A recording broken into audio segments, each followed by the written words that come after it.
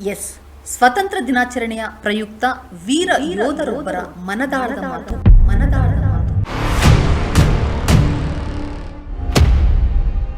ವೀರ ಯೋಧರ ಪ್ರಾಣತ್ಯಾಗದ ಪ್ರತಿಯಾಗಿ ನಮ್ಮ ದೇಶಕ್ಕೆ ಸ್ವಾತಂತ್ರ್ಯ ದೊರೆತಿದೆ.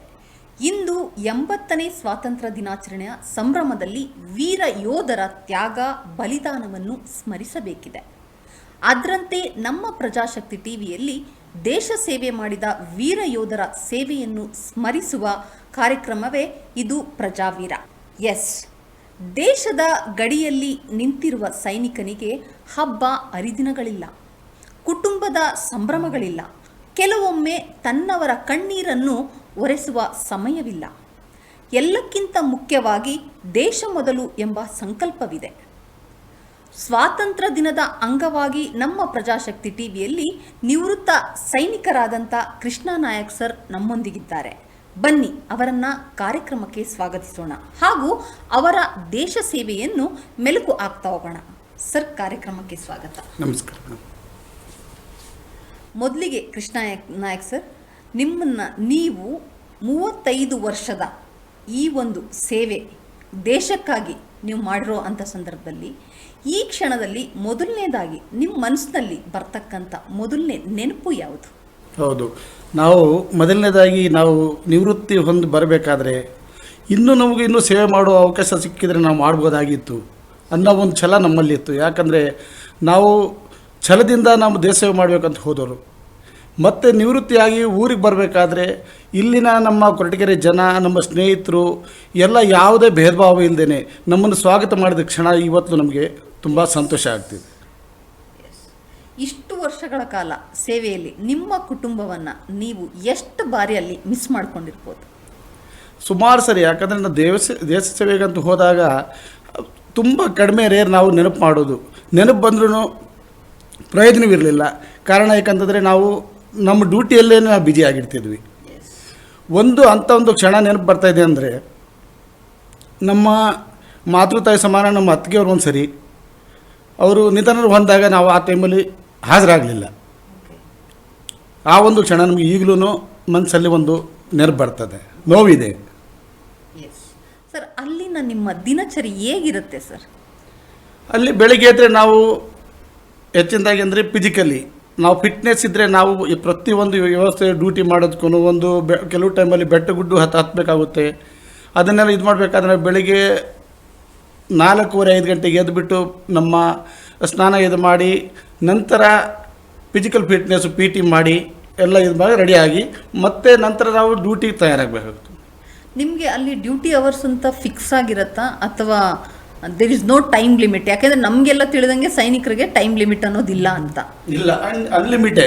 ಕರೆಕ್ಟಾಗಿ ಹೇಳಿದ್ರಿ, ಅನ್ಲಿಮಿಟು. ನಾವು ನಮಗೆ ಇಷ್ಟೇ ಟೈಮ್ ಅಂತೇನು ನಿಗದಿ ಇಲ್ಲ ಮೇಡಮ್.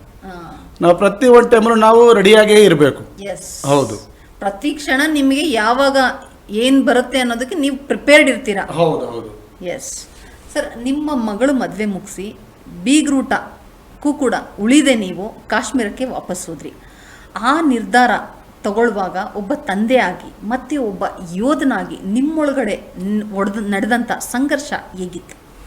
ಇಲ್ಲ ಮೇಡಮ್, ಆ ಟೈಮಲ್ಲಿ ಅಂದರೆ ಮದುವೆ ಮುಗಿದಿತ್ತು, ಬೀಗದ ಊಟ ಸಂಭ್ರಮದಲ್ಲಿದ್ದರು. ನೆಂಟರು ಸ್ನೇಹಿತರು ಎಲ್ಲ ಬಂಧು ಬಳಗ ಎಲ್ಲ ಪ್ರೆಸೆಂಟ್ ನಮ್ಮ ಮನೆಯಲ್ಲೇ ಇದ್ದರು. ಆದರೆ ರಾತ್ರಿ 10 ಗಂಟೆ ಸಮಯದಲ್ಲಿ ಒಂದು ಆಪರೇಷನ್ ಸಿಂಧೂರ್ ಮೆಸೇಜ್ ಬಂತು. ಅದು ನಮಗೇನು ಬೇಕಾಯಿತು ಅಂದರೆ, ಮೊದಲು ನಮಗೆ ದೇಶ, ಮದುವೆ ಇವೆಲ್ಲ ದೇವ್ರ ಕಾರ್ಯ ಮದುವೆಗಳು ನಡೀತಾ ಇರ್ತವೆ. ಆದರೆ ನಮಗೇನು ಇಂಪಾರ್ಟೆಂಟು ನಮ್ಮ ದೇಶ. ನಾವು ಹೋಗಿರೋದು ದೇಶಕ್ಕೋಸ್ಕರ. ಅದಕ್ಕೋಸ್ಕರ ನಾವು ಹಿಂದೆ ಮುಂದೆ ನೋಡ್ದೇನೆ ತಕ್ಷಣವೇ ನಮ್ಮ ಸೀನಿಯರ್ ಅಧಿಕಾರಿಗೆ ಇದು ಹೇಳಿದೆ, ಖಂಡಿತ ಬೆಳಿಗ್ಗೆ ನಾನು ರಿಟರ್ನ್ ಬರ್ತೇನೆ ಅಂದ್ಬಿಟ್ಟು ಹೊರಟೆ ಮೇಡಮ್ ನಾನು. ಆಗಿನ ಒಂದು ಸಿಚುಯೇಷನ್ ಇರುತ್ತಲ್ಲ, ನಿಮ್ಮ ಮನಸ್ಸಲ್ಲಿ ಆಗೋ ಒಂದು ತಳಮಳ, ಒಂದು ಕಡೆ ಇಲ್ಲಿ ಕುಟುಂಬದ ಖುಷಿ, ಇನ್ನೊಂದು ಕಡೆ ದೇಶನೇ ಮುಖ್ಯ ಅನ್ನೋದು. ಎಸ್ ಸರ್, ಹಾಗಿದ್ರೆ ಅಲ್ಲಿ ನೀವು ಯಾವ ಯಾವ ಯುದ್ಧಗಳಲ್ಲಿ ಅಂದರೆ ಯಾವ ಯಾವ ಆಪರೇಷನ್ಸಲ್ಲಿ ನಿಮ್ಮ ಸರ್ವೀಸಲ್ಲಿ ನೀವು ಭಾಗವಹಿಸಿದ್ರೆ ಸರ್?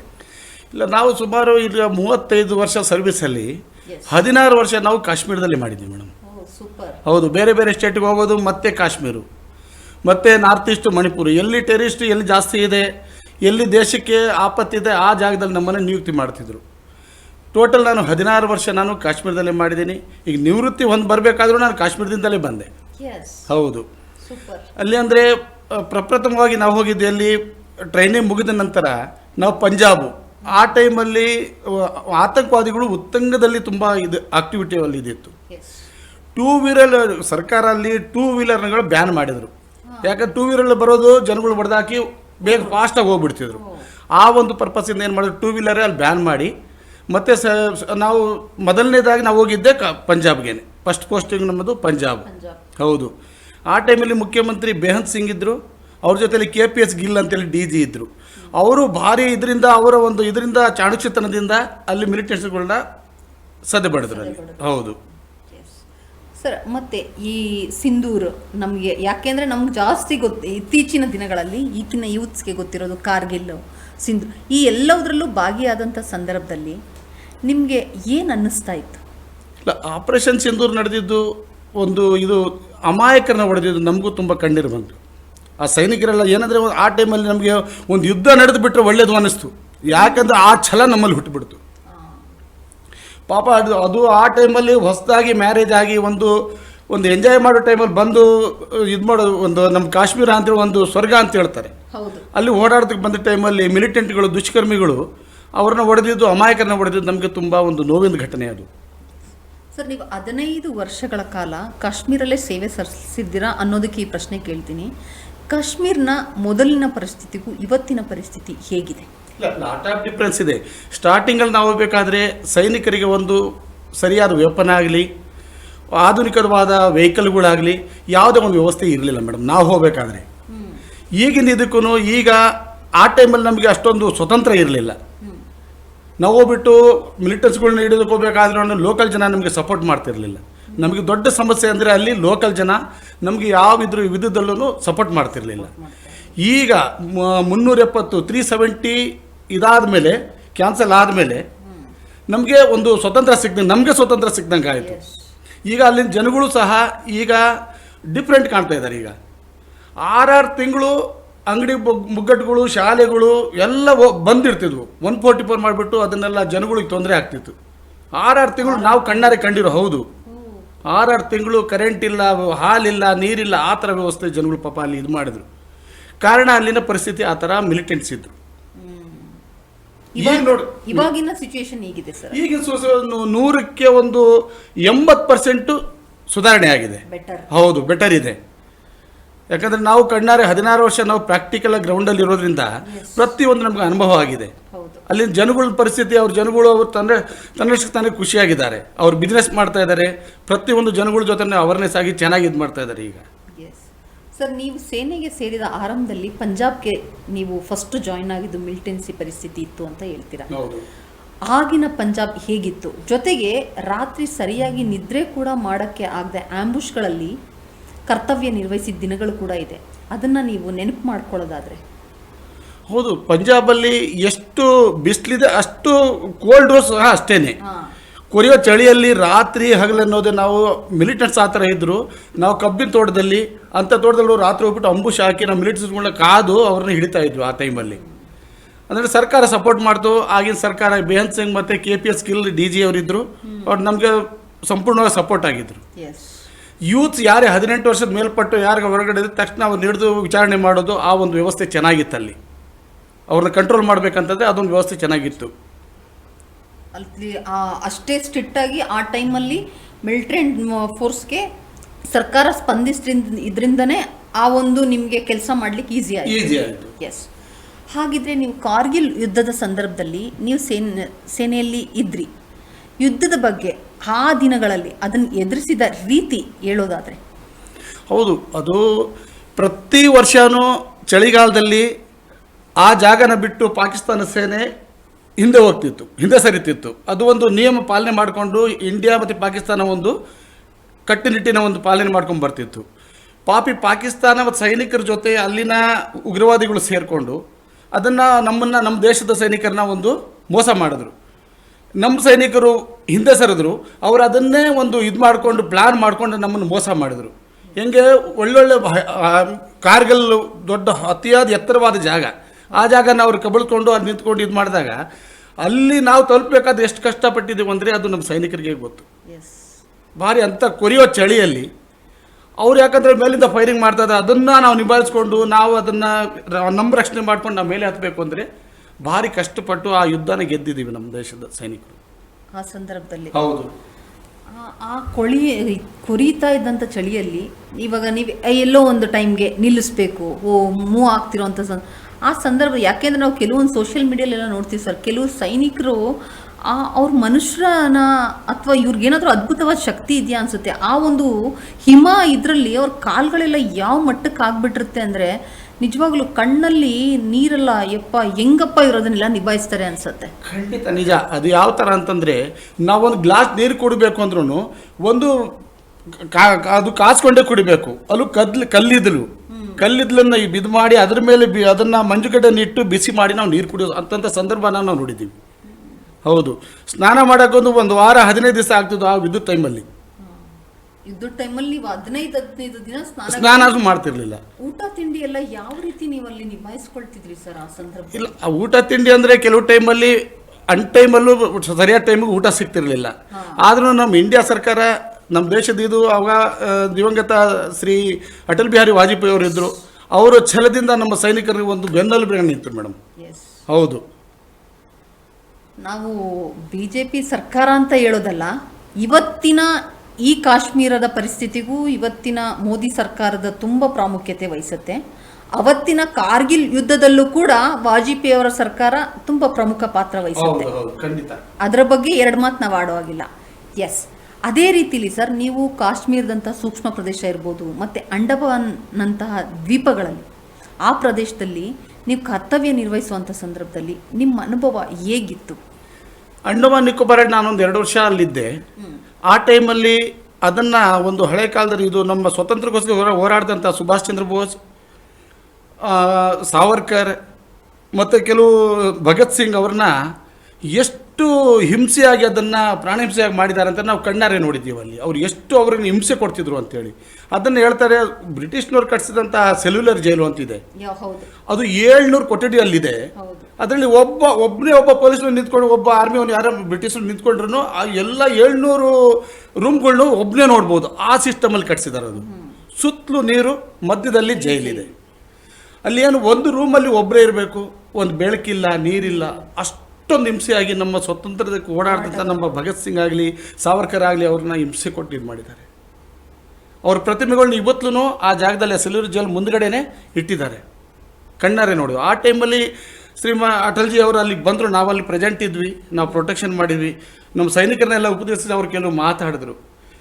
ಅವ್ರು ಹಿಂದಿಯಲ್ಲಿ ಒಂದು ವರ್ಡ್ ಹೇಳಿದ್ರು, ಏಕ್ ಜಮಾನಾ ಥಾ ಯೇ ಕಾಲಾ ಪಾನಿ, ಅಭಿ इंडिया उसको अभी सफ़ेद पानी बना दिया, अभी नीला पानी कर दिया, इसको काला पानी को अभी हम नीला पानी बना दिया. ಆ ವರ್ಡ್ ಹೇಳಿದಾಗ ನಾವು ಪ್ರೆಸೆಂಟಲ್ಲಿ ಅಂಡಮಾನ್ ನಿಕೋಬಾರದಲ್ಲಿ ಆ ಕ್ಷಣ ನಿಮ್ಗೆ ಎಷ್ಟು ಖುಷಿ ಕೊಟ್ಟಿರ್ಬೋದು ಸರ್? ಹೌದು ಮೇಡಮ್. ಯಾಕಂತಂದರೆ ಅಂಥ ಇವರು ನಮಗೆ ಪ್ರಧಾನಮಂತ್ರಿಗಳು ಸಿಗೋದು ಕಷ್ಟನೇ. ಜೊತೆಯಲ್ಲಿ ಈಗಿನ ಪ್ರಧಾನಮಂತ್ರಿಗಳು ಅಷ್ಟೇ ನಿಷ್ಠೆಯಿಂದ ನಮ್ಮ ದೇಶ ಸೇವೆ ಮಾಡ್ತಾ ಇದ್ದಾರೆ. ನಮಗೆ ಹೆಮ್ಮೆ ಅನಿಸುತ್ತೆ. ಪ್ರತಿಯೊಂದಕ್ಕೂ ಸೈನಿಕರಿಗಾಗಲಿ, ಒಬ್ಬ ನಾಗರಿಕರಾಗಲಿ, ರೈತರಿಗಾಗಲಿ ಬೆನ್ನ ನಿಂತ್ಕೊಂಡಿದ್ದಾರೆ. ರಾತ್ರಿ ಹಗಲು ಅವರು ನಮ್ಮ ಜೊತೆ ಸೇರಿ ಎಂಥ ಹಬ್ಬ ಹುಣ್ಮೆಗಳನ್ನು ಬಿಟ್ಟು ನಮ್ಮ ಜೊತೆ ಬಂದುಬಿಟ್ಟು ಕಾಶ್ಮೀರದಲ್ಲಿ ಅವರು ರಾತ್ರಿ ಹಗಲನ್ನು ದುಡಿತಾ ಇದ್ದಾರೆ. ಎಸ್ ಸರ್, 2021ರಲ್ಲಿ ಕಾಶ್ಮೀರದ ಪಂತ ಚೌಕ್ ನ್ಯಾಷನಲ್ ಹೈವೇ ಬ್ರಿಡ್ಜ್ ಕೆಳಗಡೆ ಊತಿಟ್ಟಿದ್ದ IED ಬಾಂಬ್ ಕಂಡುಹಿಡಿಯೋದ್ರಲ್ಲಿ ತಮ್ಮ ಪಾತ್ರ ಹೇಗಿತ್ತು? ಹೌದು, ನಾವು ಪೊಲೀಸ್ ಸ್ಟೇಷನ್ ಅಕ್ಕಪಕ್ಕದಲ್ಲೇ ನಮ್ಮ ಕ್ಯಾಂಪ್ ಇತ್ತು ಮೇಡಮ್. ಅಲ್ಲಿ ಕ್ಯಾಂಪ್ ಇದ್ದಾಗ ಪ್ರತಿನಿತ್ಯ ನಾವು ಡ್ಯೂಟಿಗೆ ಹೊರಡೋದಕ್ಕಿಂತ ಮುಂಚಿತವಾಗಿ ಅಕ್ಕಪಕ್ಕ ಇರ್ತಕ್ಕಂಥ ಕೆಲವು ಸೆನ್ಸಿಟಿವ್ ಜಾಗಗಳನ್ನ ನಾವು ಸರ್ಚ್ ಮಾಡ್ಕೊಂಡು ಹೋಗಬೇಕಾಗಿತ್ತು. ಆವಾಗ ನಮ್ಮ ಸೆಕ್ಷನಲ್ಲಿ ಒಂದು 10 ಜನ, ಅದರಲ್ಲಿ ಸೆಕ್ಷನ್ ಕಮಾಂಡರ್ ನಾನೇ ಇದ್ದೆ. ಯಾಕಂದರೆ ನಮ್ಮ IBಯಿಂದ ನಮಗೆ ಮುನ್ಸೂಚನೆ ಬರ್ತಿದ್ದು, ಕೆಲವು ಕಡೆ ಬಾಂಬ್ ಬ್ಲಾಸ್ಟ್ ಆಗೋ ಸೂಚನೆಗಳಿದ್ದಾವೆ, ನೀವು ಡ್ಯೂಟಿ ಮಾಡ್ತಕ್ಕಂಥ ಜಾಗನ ಕ್ಲಿಯರಾಗಿ ಸರ್ಚ್ ಮಾಡ್ಕೊಂಡು ಮುಂದೆ ಹೋಗಿ. ಡಾಗ್ ಸ್ಕ್ವಾಡು ಮತ್ತು ಮೆಟಲ್ ಡಿಟೆಕ್ಟರ್ ಎಲ್ಲ ನಮ್ಮ ಜೊತೆ ಸ್ಕ್ವಾಡ್ ಎಲ್ಲ ಇರ್ತಿದ್ವು. ಅವತ್ತು ತುಂತುರಲ್ಲಿ ಮಳೆ ಹನಿತಾ ಇದೆ, ಹೋಗ್ತಾ ಇದ್ವಿ. ಅಲ್ಲಿಗೂ ನಮ್ಮ ಹುಡುಗರು ಹೇಳೋ, ಸರ್ ಮಳೆ ಹನಿತಾ ಇದೆ, ಗಾಡಿಯಲ್ಲಿ ಹೋಗೋಣ ಅಂತೇಳಿ. ನಾನದು ಇಲ್ಲಪ್ಪ, ಸೆನ್ಸಿಟಿವ್ ಇದೆ, ನಾವು ಅದನ್ನು ಇದು ಮಾಡೋಂಗಿಲ್ಲ ಅಂತೇಳಿ. ಅದೇ ಟೈಮಲ್ಲಿ ಕಾನ್ವಾಯ್ ಅಂದರೆ ಸೈನಿಕರ ಟ್ರೂಪ್ಸ್ ಬರಬೇಕಾಗಿತ್ತು. ಇನ್ನೊಂದು 8-8:30ಗೆಲ್ಲ ಸೈನಿಕರ ಟ್ರೂಪ್ಸ್ ಬರಬೇಕಾಗಿತ್ತು. ಮತ್ತು ನಾವು ಅದನ್ನು ನಮ್ಮ ಗಮನದಲ್ಲಿ ಇಟ್ಕೊಂಡು ನಾವು ದೊಡ್ಡ ಬ್ರಿಡ್ಜ್ ಬರುತ್ತೆ, ನ್ಯಾಷನಲ್ ಹೈವೇ ಮಧ್ಯದಲ್ಲಿ ದೊಡ್ಡ ಬ್ರಿಡ್ಜ್ ಬರುತ್ತೆ. ಇಲ್ಲಿ ಪಂತ ಚೌಕ ಬಿಟ್ಟು ಸ್ವಲ್ಪ ಮುಂದೆ 1 ಕಿಲೋಮೀಟ್ರ್ 1.5 ಕಿಲೋಮೀಟ್ರ್ ದೂರದಲ್ಲಿ ಡಿಸ್ಟೆನ್ಸಲ್ಲಿದೆ. ಅಲ್ಲಿ ನಾನು ಹಂಗೆ ಸರ್ಚ್ ಮಾಡ್ಕೊಂಡು ಹೋಗ್ಬೇಕಾದ್ರೆ ಆ ಬ್ರಿಡ್ಜ್ ಕೆಳಗಡೆ ಒಂದು ಬಿಳಿ ವೈರ್ ಕಾಣಿಸ್ತು ನನಗೆ. ಬಿಳಿ ವೈರ್ ಕಾಣಿಸಿದಾಗ ನನಗೆ ಸ್ವಲ್ಪ ಡೌಟ್ ಬಂತು, ಇದು ಬಿಳಿ ವೈರು ಬ್ರಿಡ್ಜ್ ಕೆಳಗಡೆ ಎಂದು ಇಲ್ಲಿ ಇಳಿದಿದ್ದು, ಇವತ್ತೇನಪ್ಪ ಈ ಥರ ಇದೆ ಅಂದ್ಬಿಟ್ಟು ನಾನು ಸ್ವಲ್ಪ ಡೌಟ್, ನಾನು ಹತ್ತಿರದಲ್ಲಿ ಹೋಗಿ ನೋಡಿದಾಗ ಅದು ಕನೆಕ್ಷನ್ ಕೊಟ್ಟು ಒಂದು ದೊಡ್ಡ ಕಲ್ಲು ಕೆಳಗಡೆ ದೊಡ್ಡವಾದ ಐಡಿನ ಊತಿಟ್ಟಿದ್ರು.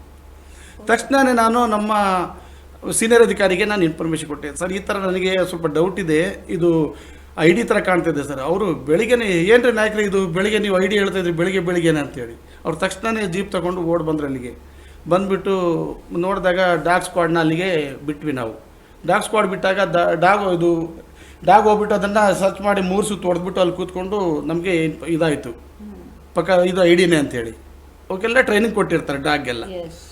ಮತ್ತು ತಕ್ಷಣ ಸರಿ ಅಂತ ಹೇಳ್ಬಿಟ್ಟು ನಮ್ಮ ಸೀನಿಯರ್ ಅಧಿಕಾರಿ ಮತ್ತು DIG IG ನಮ್ಮ ಕಮಾಂಡೆಂಟ್ ಎಲ್ಲ ಅಧಿಕಾರಿಗಳು SP SSP ಎಲ್ಲರೂ ತಕ್ಷಣವೇ ಬಂದುಬಿಟ್ರು. ಅಲ್ಲಿ ಬಂದುಬಿಟ್ಟು ಅದು ಕ್ಲಿಯರ್ ಆಯಿತು. ಮತ್ತು ನ್ಯಾಷನಲ್ ಹೈವೇನ ಸುಮಾರು ಒಂದು 2 ಗಂಟೆಗಳ ನಿಶ್ಶಬ್ದ ಎಲ್ಲ ಕಡೆಯೂ ಬಂದ್ ಮಾಡಿಬಿಟ್ಟು 2 ಗಂಟೆ ಆದಮೇಲೆ ಅದನ್ನು ತೆಗೆದು ನಿಷ್ಕ್ರಿಯಗೊಳಿಸ್ಬೇಕು ಮೇಡಮ್. ಸರ್, ಈ ಥರ ಒಂದು ಅಟ್ಯಾಕ್ ಆದಂಥ ಈ ಪುಲ್ವಾಮಾ ಅಟ್ಯಾಕ್ ಆಯ್ತಲ್ಲ ಸರ್, ಆ ಸಂದರ್ಭನ ಯಾವ ರೀತಿ ಎದುರಿಸ್ತಾರೆ ಸರ್? ಅಲ್ಲಿ ಇಮಿಡಿಯೇಟ್ ಎಲ್ಲವುದು ಆ್ಯಕ್ಷನ್ ಆಗಬೇಕು. ಆ ಪುಲ್ವಾಮಾ ಅಟ್ಯಾಕ್ ಆದಂಥ ಸಂದರ್ಭದಲ್ಲಿ ಅದನ್ನು ಯಾವ ರೀತಿ ಭೇದಿಸಿದ್ರಿ? ಅದು ಪುಲ್ವಾಮಾ ಅಟ್ಯಾಕ್ ಅಂದರೆ ಅದು ಒಂದು ಯೋಜನೆಯಾದ ಬದ್ಧ ತರೀಕ ಅವ್ರದ್ದು, ಪಾಕಿಸ್ತಾನದವ್ರು ಬೇಕು ಅಂತೇಳಿ ಮಾಡಿದಂತಾಗಿದೆ. ಅಲ್ಲಿ ನಮ್ಮ ಸೈನಿಕರು ಲೀವ್ ಮುಗಿಸ್ಕೊಂಡು ವಾಪಸ್ ಡ್ಯೂಟಿಗೆ ಮರಳಬೇಕಾದ್ರೆ ಆ ಟೈಮಲ್ಲಿ ಆಗಿರ್ತಂಥದ್ದು. ಆ ಸಿಟಿಯಿಂದ ಸ್ವಲ್ಪ ದೂರದಲ್ಲಿ ಪುಲ್ವಾಮಾ ಒಂದು ಜಾಗ ಇದೆ, ನ್ಯಾಷನಲ್ ಹೈವೇನೇ, ಅದನ್ನು ಆ ಏರಿಯಾದಲ್ಲಿ ಮಾಡಿದ್ದು. ಅದಾದ ನಂತರ ಈಗ ವೆಹಿಕಲ್ಗಳನ್ನ ನಮ್ಮ ಟ್ರೂಪ್ಸ್ಗಳು ಹೋದಾಗ ಯಾವ ವೆಹಿಕಲ್ ಮಧ್ಯೆ ಬರೋಂಗಿಲ್ಲ ಈಗ. ಹೌದು, ಅದಾದ ನಂತರ ಮಧ್ಯೆ ಹೊಸ ರೂಲ್ ತಂದರು. ಸೈನಿಕರು ಗಾಡಿ ವೆಹಿಕಲ್ಗಳು ಹೋದಾಗ ಯಾರು ಸಿವಿಲಿಯನ್ಸು ಮಧ್ಯದಲ್ಲಿ ಬರೋ ಹಾಗಿಲ್ಲ, ಅದೊಂದು ರೂಲ್ಸ್. ಯಾಕಂದರೆ ಮತ್ತೆ ಪದೇ ಅದೇ ಥರ ಆಗುತ್ತೆ ಅನ್ನೋದನ್ನು ಮುನ್ನೆಚ್ಚರಿಕೆಯಾಗಿ ಸರ್ಕಾರ ಅದನ್ನು ಇದ್ಕೊಂಡಿದ್ದು ಮೇಡಮ್. ಈಗ ಎಸ್ ಸರ್, ಈ ಆಪರೇಷನ್ ಸಿಂಧೂರ ಅನ್ನೋ ಒಂದು ಇದು ಕಂಪ್ಲೀಟ್ ಇದನ್ನು ನಿಮಗೆ ಯಾವ ರೀತಿ ಅದರಲ್ಲಿ ತಯಾರಿ ಇತ್ತು, ಯಾವ ರೀತಿ ಅದನ್ನು ಭೇದಿಸಿದ್ರಿ? ಆಪರೇಷನ್ ಸಿಂಧೂರದಲ್ಲಿ ಅದು ಒಂದು ಟೂರಿಸ್ಟ್ ಪ್ಲೇಸ್ ಮೇಡಮ್. ಅದು ಟೂರಿಸ್ಟ್ ಪ್ಲೇಸ್ ಸುಮಾರು ಕಾಲದಿಂದಲೂ ಅಲ್ಲಿ ಏನು ಒಂದು ಚೂರು ತೊಂದರೆ ಆಗಿಲ್ಲ. ಫಸ್ಟ್ ಟೈಮ್ ಅದು ಇನ್ಸಿಡೆಂಟ್ ಆಗಿದೆ ಅಲ್ಲಿ. ಅದು ಯಾರನ್ನ ಹೊಸ ಇದು ಟೂರ್ ಬಂದವರು ಆ ಜಾಗದಲ್ಲಿ ಪ್ರತಿಯೊಬ್ಬರು ಹೋಗೇ ಬರ್ತಿದ್ರು. ಅದನ್ನೇ ಒಂದು ಗುರಿಯಾಗಿಟ್ಟುಕೊಂಡು ಇದು ಮೋದಿಯವರು ಬಂದ ಮೇಲೆ ದೇಶದಲ್ಲಿ ಶಾಂತಿ ನೆಲೆಸ್ತಾ ಇದೆ, ಇದು ಏನಾದರೂ ಮಾಡಿ ಇದನ್ನು ನಾವು ಇದು ಮಾಡಬೇಕು, ಭಂಗಗೊಳಿಸಬೇಕು ಅನ್ನೋ ಒಂದು ದೃಷ್ಟಿ ಇಟ್ಟುಕೊಂಡು ಪಾಕಿಸ್ತಾನದ ಮಿಲಿಟೆಂಟ್ಸ್ ಸೇರಿಕೊಂಡು ಅಲ್ಲಿ ಇದನ್ನು ಮಾಡಿದ್ದು.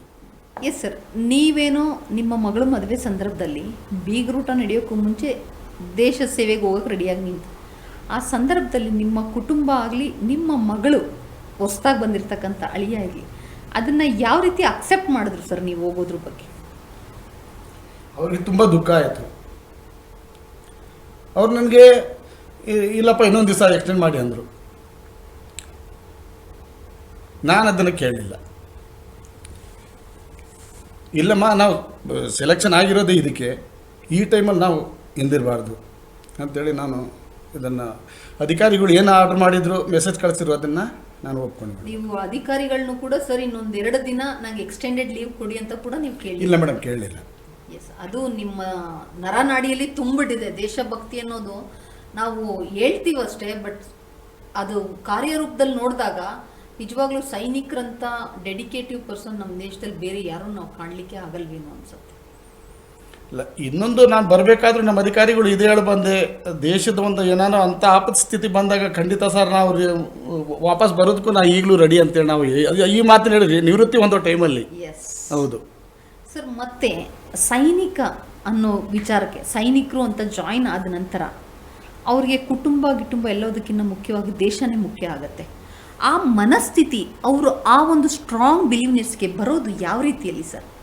ಯಾವಾಗ ಸಾಧ್ಯ ಆಗುತ್ತೆ ಅವ್ರಿಗೆ ಆ ಸ್ಟ್ರಾಂಗ್ ಬಿಲೀವ್ನೆಸ್, ದೇಶನೇ ನನಗೆಲ್ಲವೂ? ಅದು ನಮ್ಮ ಮನಸ್ಸಿಂದ ಹುಟ್ಟಬೇಕು. ಫಸ್ಟ್ ಒಂದು ಮನಸ್ಸಿಂದ ಹುಟ್ಟಬೇಕು. ನಾವು ದೇಶ ಸೇವೆಗಂತ ಹೊರಟಾಗ, ಈಗ ಮನುಷ್ಯ ಎಲ್ಲಿದ್ರೂ ಸಾಯ್ತಾನೆ, ಮನೆಯಲ್ಲಿದ್ದರೂ ಸಾಯ್ತಾನೆ, ಒಂದು ಆಕ್ಸಿಡೆಂಟ್ ಆಗೋ ಸಾಯ್ತಾನೆ. ಆದರೆ ದೇಶಕ್ಕೋಸ್ಕರ ನಾವೊಂದು ಮರಣ ಹೊಂದಿದಾಗ ನಮ್ಗೆ ಏನೋ ಒಂದು ಅದೊಂದು ಗೌರವ, ನಮ್ಮ ದೇಶಕ್ಕೋಸ್ಕರ ಸ್ವಲ್ಪ ಮರಣ ಹೊಂದಿದ್ದೀನಿ ಅನ್ನೋ ಒಂದು ಗೌರವ ಇರುತ್ತೆ. ನಮ್ಮ ನ್ಯಾಷನಲ್ ಫ್ಲಾಗ್ ನಿಮ್ಮ ಆ ಒಂದು ಇದರಲ್ಲಿ ಇರುತ್ತೆ ಸರ್, ಆ ಒಂದು ಇದಿದೆ ನೋಡಿ. ಅದು ಅದಕ್ಕಿಂತ ದೊಡ್ಡ ಒಬ್ಬ ದೇಶ ಭಕ್ತನಾಗಿ ಬೇರೆ ಏನು ಎಕ್ಸ್ಪೆಕ್ಟೇ ಮಾಡಲ್ಲ ಒಬ್ಬ ಸೈನಿಕ. ಖಂಡಿತ. ಎಸ್ ಸರ್ ಇನ್ನೊಂದು ವಿಚಾರ, ಸೇನೆಯ ತರಬೇತಿ ಸಮಯ ಇರುವಂಥ ಸಂದರ್ಭದಲ್ಲಿ ತುಂಬ ಕಷ್ಟ ಅಂತಾರೆ. ಇದ್ರ ಬಗ್ಗೆ ಇವತ್ತಿನ ಯುವ ಪೀಳಿಗೆಗೆ ನಿಮ್ಮ ಕಿವಿ ಮಾತು. ಖಂಡಿತ ಶ್ರಮ ಇಲ್ಲದೆ ಯಾವುದೂ ಕೆಲಸ ಆಗಲ್ಲ. ನೋಡಿ, ಒಂದು ಶಿಲೆ ಆಗಬೇಕಾದ್ರೆ ಎಷ್ಟು ಉಳಿಪೆಟ್ಟು ಬೀಳುತ್ತೆ, ನಂತರನೇ ಅದು ಒಂದು ಶಿಲೆಯಾಗಿ ನಿಲ್ಲೋದು. ಅದೇ ರೀತಿ ನಾವು ಶ್ರಮ ಪಟ್ಟಾಗ ನಮ್ದು ಫಸ್ಟು ನಮ್ಮ ಫಿಸಿಕಲಿ ಫಿಟ್ನೆಸ್ ಮಾಡೋದಕ್ಕೆ ಟ್ರೈನಿಂಗಲ್ಲಿ ಸ್ವಲ್ಪ ಶ್ರಮ ಪಡಬೇಕಾಗುತ್ತೆ ನಮಗೆ. ನಂತರ ನಮಗೆ ಅದೇ ಥರ ನಮಗೆ ಪ್ರತಿಯೊಂದೂ ವ್ಯವಸ್ಥೆ ಸರೋಗುತ್ತೆ. ಅದರಲ್ಲಿ ಏನು ಪ್ರಾಬ್ಲಮ್ ಆಗಲ್ಲ. ನಾವು ಸ್ಟಾರ್ಟಿಂಗಲ್ಲಿ ಹೋದಾಗ ನಮಗೂ ಶ್ರಮ ಅನಿಸುತ್ತು, ಮಾಡ್ತಾ ಮಾಡ್ತಾ ಮಾಡ್ತಾ ಮಾಡ್ತಾ ಅದೆಲ್ಲ ರೊಟೇಷನ್. ಅಂದರೆ ನಿಮ್ಗೆ ಇಲ್ಲಿ ಟ್ರೈನಿಂಗಲ್ಲಿ ಏನಿರುತ್ತೋ ಅಲ್ಲಿ ಅದು ಡೈಲಿ ರೊಟೀನ್ ಆಗಿ. ಹೌದು, ರೊಟೀನ್ ಇರುತ್ತೆ. ಬೆಳಿಗ್ಗೆ ಎದ್ದ ತಕ್ಷಣ ಫಸ್ಟ್ ನಮಗೆ ಫಸ್ಟ್ ಪ್ರಿಫರೆನ್ಸ್ ಅಂದರೆ ಫಿಸಿಕಲ್. ಹೌದು. ಎಸ್ ಸರ್, ಇವತ್ತಿನ ಯುವ ಜನತೆಗೆ ದೇಶ ಸೇವೆ ಅನ್ನೋದ್ರ ಬಗ್ಗೆ ಹೇಳೋದಾದ್ರೆ ಎಷ್ಟು ಮುಖ್ಯ? ದೇಶ ಸೇವೆ ಅಂದರೆ ನಮ್ಮ ಇದನ್ನು ಹೆಚ್ಚಿನದಾಗಿ ಸರ್ಕಾರ ಇದನ್ನು ಆದ್ಯತೆ ಕೊಡಬೇಕು. ಶಾಲೆಗಳಿಂದ ಮತ್ತು ಸೋಷಿಯಲ್ ವರ್ಕ್ ಮಾಡೋದ್ರ ಮುಖಾಂತರ, ಸೋಷಿಯಲ್ ವರ್ಕ್ ಮಾಡ್ತಾರೆ, ಇದು ಸಮಾಜ ಸೇವೆ ಮಾಡೋದ್ರ ಮುಖಾಂತರ ಪಠ್ಯಪುಸ್ತಕಗಳಲ್ಲಿ ದೇಶದ ಬಗ್ಗೆ ಅವೇರ್ನೆಸ್ ಮಾಡಬೇಕು. NCC ಆಯಿತು, NCC ಕ್ರೆಡಿಟ್ ಕೋರ್ಸ್ ಆಯಿತು, ಮೊದಲು ಭಾರಿ ಇಂಪಾರ್ಟೆಂಟ್. ಈಗ ಈ ನಡುವೆ ಸುಮಾರು ತುಂಬ ಕಡಿಮೆ.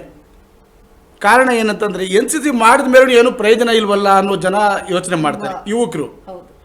NCC ಇವೆಲ್ಲ ಮಾಡಿದ ಮೇಲೆ ಸರ್ಕಾರ ಅದನ್ನು ಆದ್ಯತೆಯಲ್ಲಿ ತಗೋಬೇಕು. ಪೊಲೀಸಲ್ಲಾಗಲಿ ಸೈನಿಕರಾಗಲಿ ಯಾವುದೇ ಒಂದು ಆದ್ಯತೆ ಇಷ್ಟು % ಅಂತೇಳಿ ಅವ್ರನ್ನ ನಿರ್ದಿಷ್ಟವಾಗಿ ಇದು ಮಾಡ್ಕೋಬೇಕು. ಅವ್ರಿಗೆ ಹೆಚ್ಚು ಪ್ರಾಮುಖ್ಯತೆ ಕೊಡಬೇಕು. ಆ ಸಂದರ್ಭದಲ್ಲಿ ಹೆಚ್ಚು ಆಸಕ್ತಿ ಜಾಸ್ತಿ ಆಗುತ್ತೆ. ಹೌದು ಹೌದು. ಎಸ್ ಸರ್, ಕಾಶ್ಮೀರದ ಡೂರ್ನಲ್ಲಿ ಬಿಜೆಪಿಯ ಹೈದರ್ ನೂರಾನಿ ಸಾವಿನ ದುರ್ಘಟನೆಗೆ ನೀವು ಸಾಕ್ಷಿಯಾಗಿದ್ರಿ. ಅದ್ರ ಬಗ್ಗೆ ನೀವು ಹೇಳೋದಾದ್ರೆ? ಖಂಡಿತ. ನಾವು ಒಂದು ನಮಗೆ ಮುನ್ಸೂಚನೆ ಇದ್ರೂ ಅಲ್ಲಿ ನಿಂತಿದ್ದ ಕ್ಯಾಂಡಿಡೇಟ್ ಕೇಳಲಿಲ್ಲ. ಈ ಏರಿಯಾಗೆ ನಾವು ಹೋಗಲೇಬೇಕು, ಅದು ಸೆಲೆಂಡರ್ ಮಿಲಿಟೆಂಟ್ ಏರಿಯಾ, ತುಂಬ ಇದು ಡಿಸ್ಟರ್ಬ್ ಏರಿಯಾ. ಅದು ನಾವು ಹೇಳಿದ್ರು ಇಲ್ಲ ಇಲ್ಲ ಆ ಏರಿಯಾಗೆ ನಾನು ಹೋಗಲೇಬೇಕು ಅಂತಂದ್ರು. ಡಿಸ್ಟರ್ಬ್ ಏರಿಯಾ ಮೀನ್ಸ್ ಏನು? ಅಲ್ಲಿ ಎಲ್ಲ ಮಿಲಿಟೆನ್ಸ್, ಸೆಲೆಂಡರ್ ಮಿಲಿಟೆನ್ಸ್ಗಳಿದ್ರು ಆ ಏರಿಯಾ. ಹೌದು. ಡೂರು, ಅನಂತನಾಗ್ ಡಿಸ್ಟಿಕ್ಕು, ಡೂರು ಅಂತೇಳಿ ಕೋಕರ್ನಾಗ್ ಜಾಗ ಅದು. ಅದು ನಾನು ಕಮಾಂಡರ್ ಇದ್ದೆ, ಜೊತೆಯಲ್ಲಿ 3 ಗಾಡಿಗಳಿದ್ವು. ಆದ್ರೂ ನಾನು ಮುನ್ನೆಚ್ಚರಿಕೆಯಾಗಿ ನನ್ನ ಓನಾಗಿ ಯೋಚನೆ ಮಾಡಿ ನಾನು ಗಾಡಿಗಳನ್ನ ಡಿಸ್ಟೆನ್ಸಲ್ಲಿ ಹೋಗೋಣ, ಯಾಕಂತಂದರೆ ಆ ಜಾಗ ಮುಂದೆ ಸರಿ ಇಲ್ಲ ಅಂದ್ಬಿಟ್ಟು ಮಧ್ಯದಲ್ಲಿ ಅವರು 500 BJP ಕ್ಯಾಂಡಿಡೇಟ್ ಫಸ್ಟ್ ಟೈಮಲ್ಲಿ ನಿಂತಿದ್ದವರು ಅವರು. ನಂತರ ಫಸ್ಟು CRPF ಮುಂದೆ ಒಂದು ಗಾಡಿ ಹಿಂದೆ ಒಂದು ಗಾಡಿ ಡಿಸ್ಟೆನ್ಸಲ್ಲಿ ಒಂದು 15 ಮೀಟ್ರ್ ದೂರದಲ್ಲಿ ಹೋಗ್ತಾಯಿದ್ರು. ಅವ್ರು ಬೇಕು ಅಂತೇಳಿ BJP ಕ್ಯಾಂಡಿಡೇಟ್ ಗುರಿ ಇಟ್ಕೊಂಡು ಅವ್ರನ್ನ ಅದು ಹೊಸ್ದಾಗಿ ರೋಡ್ ಮಾಡ್ತಿದ್ರು, ಅದರಲ್ಲಿ ಬ್ಲಾಸ್ಟ್ ಮಾಡಿ ಅವ್ರನ್ನ ಅದೇ ಗಾಡಿನ ಬ್ಲಾಸ್ಟ್ ಮಾಡಿದ್ರು. ನೀವು ಎರಡು ಮಧ್ಯ ಡಿಸ್ಟೆನ್ಸ್ ಗ್ಯಾಪ್ ಅಲ್ಲಿ ಕೂಡ. ಹೌದೌದು. ನಾವು ಹಿಂದೆ ಇದ್ವಿ, ಅವ್ರ ಮುಂದೆ ಇದ್ರು, ಮಧ್ಯ ಗಾಡಿನೇ ಅವರು ಟೈಮ್ ಬಾಂಬ್ ಇಟ್ಕೊಂಡು ಕರೆಕ್ಟಾಗಿ ಅದನ್ನ ರಿಮೂವ್ ಇಂದ ಎತ್ತಾಗಿತ್ತು. ನಮ್ಮ ಕಣ್ಣಾರೆ ನೋಡಿದಂಥ ದೃಶ್ಯ. ಒಂಥರ ಫಿಲ್ಮಿ ದೃಶ್ಯ ತರ ನಿಮಗೆ ಆ ಸಂದರ್ಭದಲ್ಲಿ. ಆ ಗಾಡಿ ಸೇಮ್ ಫಿಲಮ್ ತರ, ನೀವು ಗಾಡಿ ಮೇಲೆ ಹೋಗ್ಬಿಡ್ತು. ಅದು ಮೇಲೋ ಕೆಳಗಡೆ ಬಂದ ತಕ್ಷಣ ಕ್ಯಾಂಡಿಡೇಟ್ ಮತ್ತೆ ಗನ್ ಮ್ಯಾನು ಡ್ರೈವರು 3 ಜನ ಸ್ಪಾಟ್ ಔಟ್ ಆ ಜಾಗದಲ್ಲಿ. ಎಸ್ ಸರ್, ಪಾಕಿಸ್ತಾನದ ಇಂಡಿಯಾದ ಲಾಸ್ಟ್ ಬಾರ್ಡರ್ ಕುಪ್ವಾರ ವರೆಗೂ ನೀವು ಡ್ಯೂಟಿ ಮಾಡಿದ್ರ. ಅಲ್ಲಿನ ಸ್ಥಿತಿ ಹೇಗಿರುತ್ತೆ ಸರ್? ಅದು ಲಾಸ್ಟ್ ಬಾರ್ಡರ್ ಅಂದರೆ ಎತ್ತರವಾದ ಬೆಟ್ಟ ಗುಡ್ಡ ಇದೆ ಮೇಡಮ್ ಆ ಕಡೆ. ಅಂದರೆ ಪೂರ್ ಕಂಡೀಷನ್, ಜನ ಎಲ್ಲ ತುಂಬ ಬಡವರೇನೆ. ಆ ಇದನ್ನೇ ಉಪಯೋಗಿಸ್ಕೊಂಡು ಮಿಲಿಟೆಂಟ್ಸ್ ಬಂದು ಆ ಜಾಗ ನಾವು ಇಟ್ಕೊಂಡಿದ್ದಾರೆ. ನಾವು ಸ್ಟಾರ್ಟಿಂಗಲ್ಲಿ ಹೋದಾಗ ಅದು ಲಾಸ್ಟ್, ಅಲ್ಲಿಂದ ನಾವು ಪಾಕಿಸ್ತಾನದ ಪೋಸ್ಟ್ಗಳೆಲ್ಲ ಕಾಣ್ತಾವೆ ಅಲ್ಲಿಂದ, ನಾವು ಕಣ್ಣಾರೆ ನೋಡೋದು. ಹೌದು. ಆ ಜಾಗದವರೆಗೂ ನಾವೆಲ್ಲ ಲಾಸ್ಟ್ ಕೊನೆ ಹಳ್ಳಿಗಳನ್ನ ನಾವು ಸರ್ಚ್ ಮಾಡಿದ್ದೀವಿ. ಅವರೆಲ್ಲ ಮನೆ ಎಲ್ಲ ಸರ್ಚ್ ಮಾಡಿ ಬೇರೆ ಜನ ಯಾರು ಒಳಗಡೆ ಬರ್ದಂಗೆ ಎಲ್ಲ ಇದು ಮಾಡಿದ್ದೀವಿ ಅಲ್ಲಿ.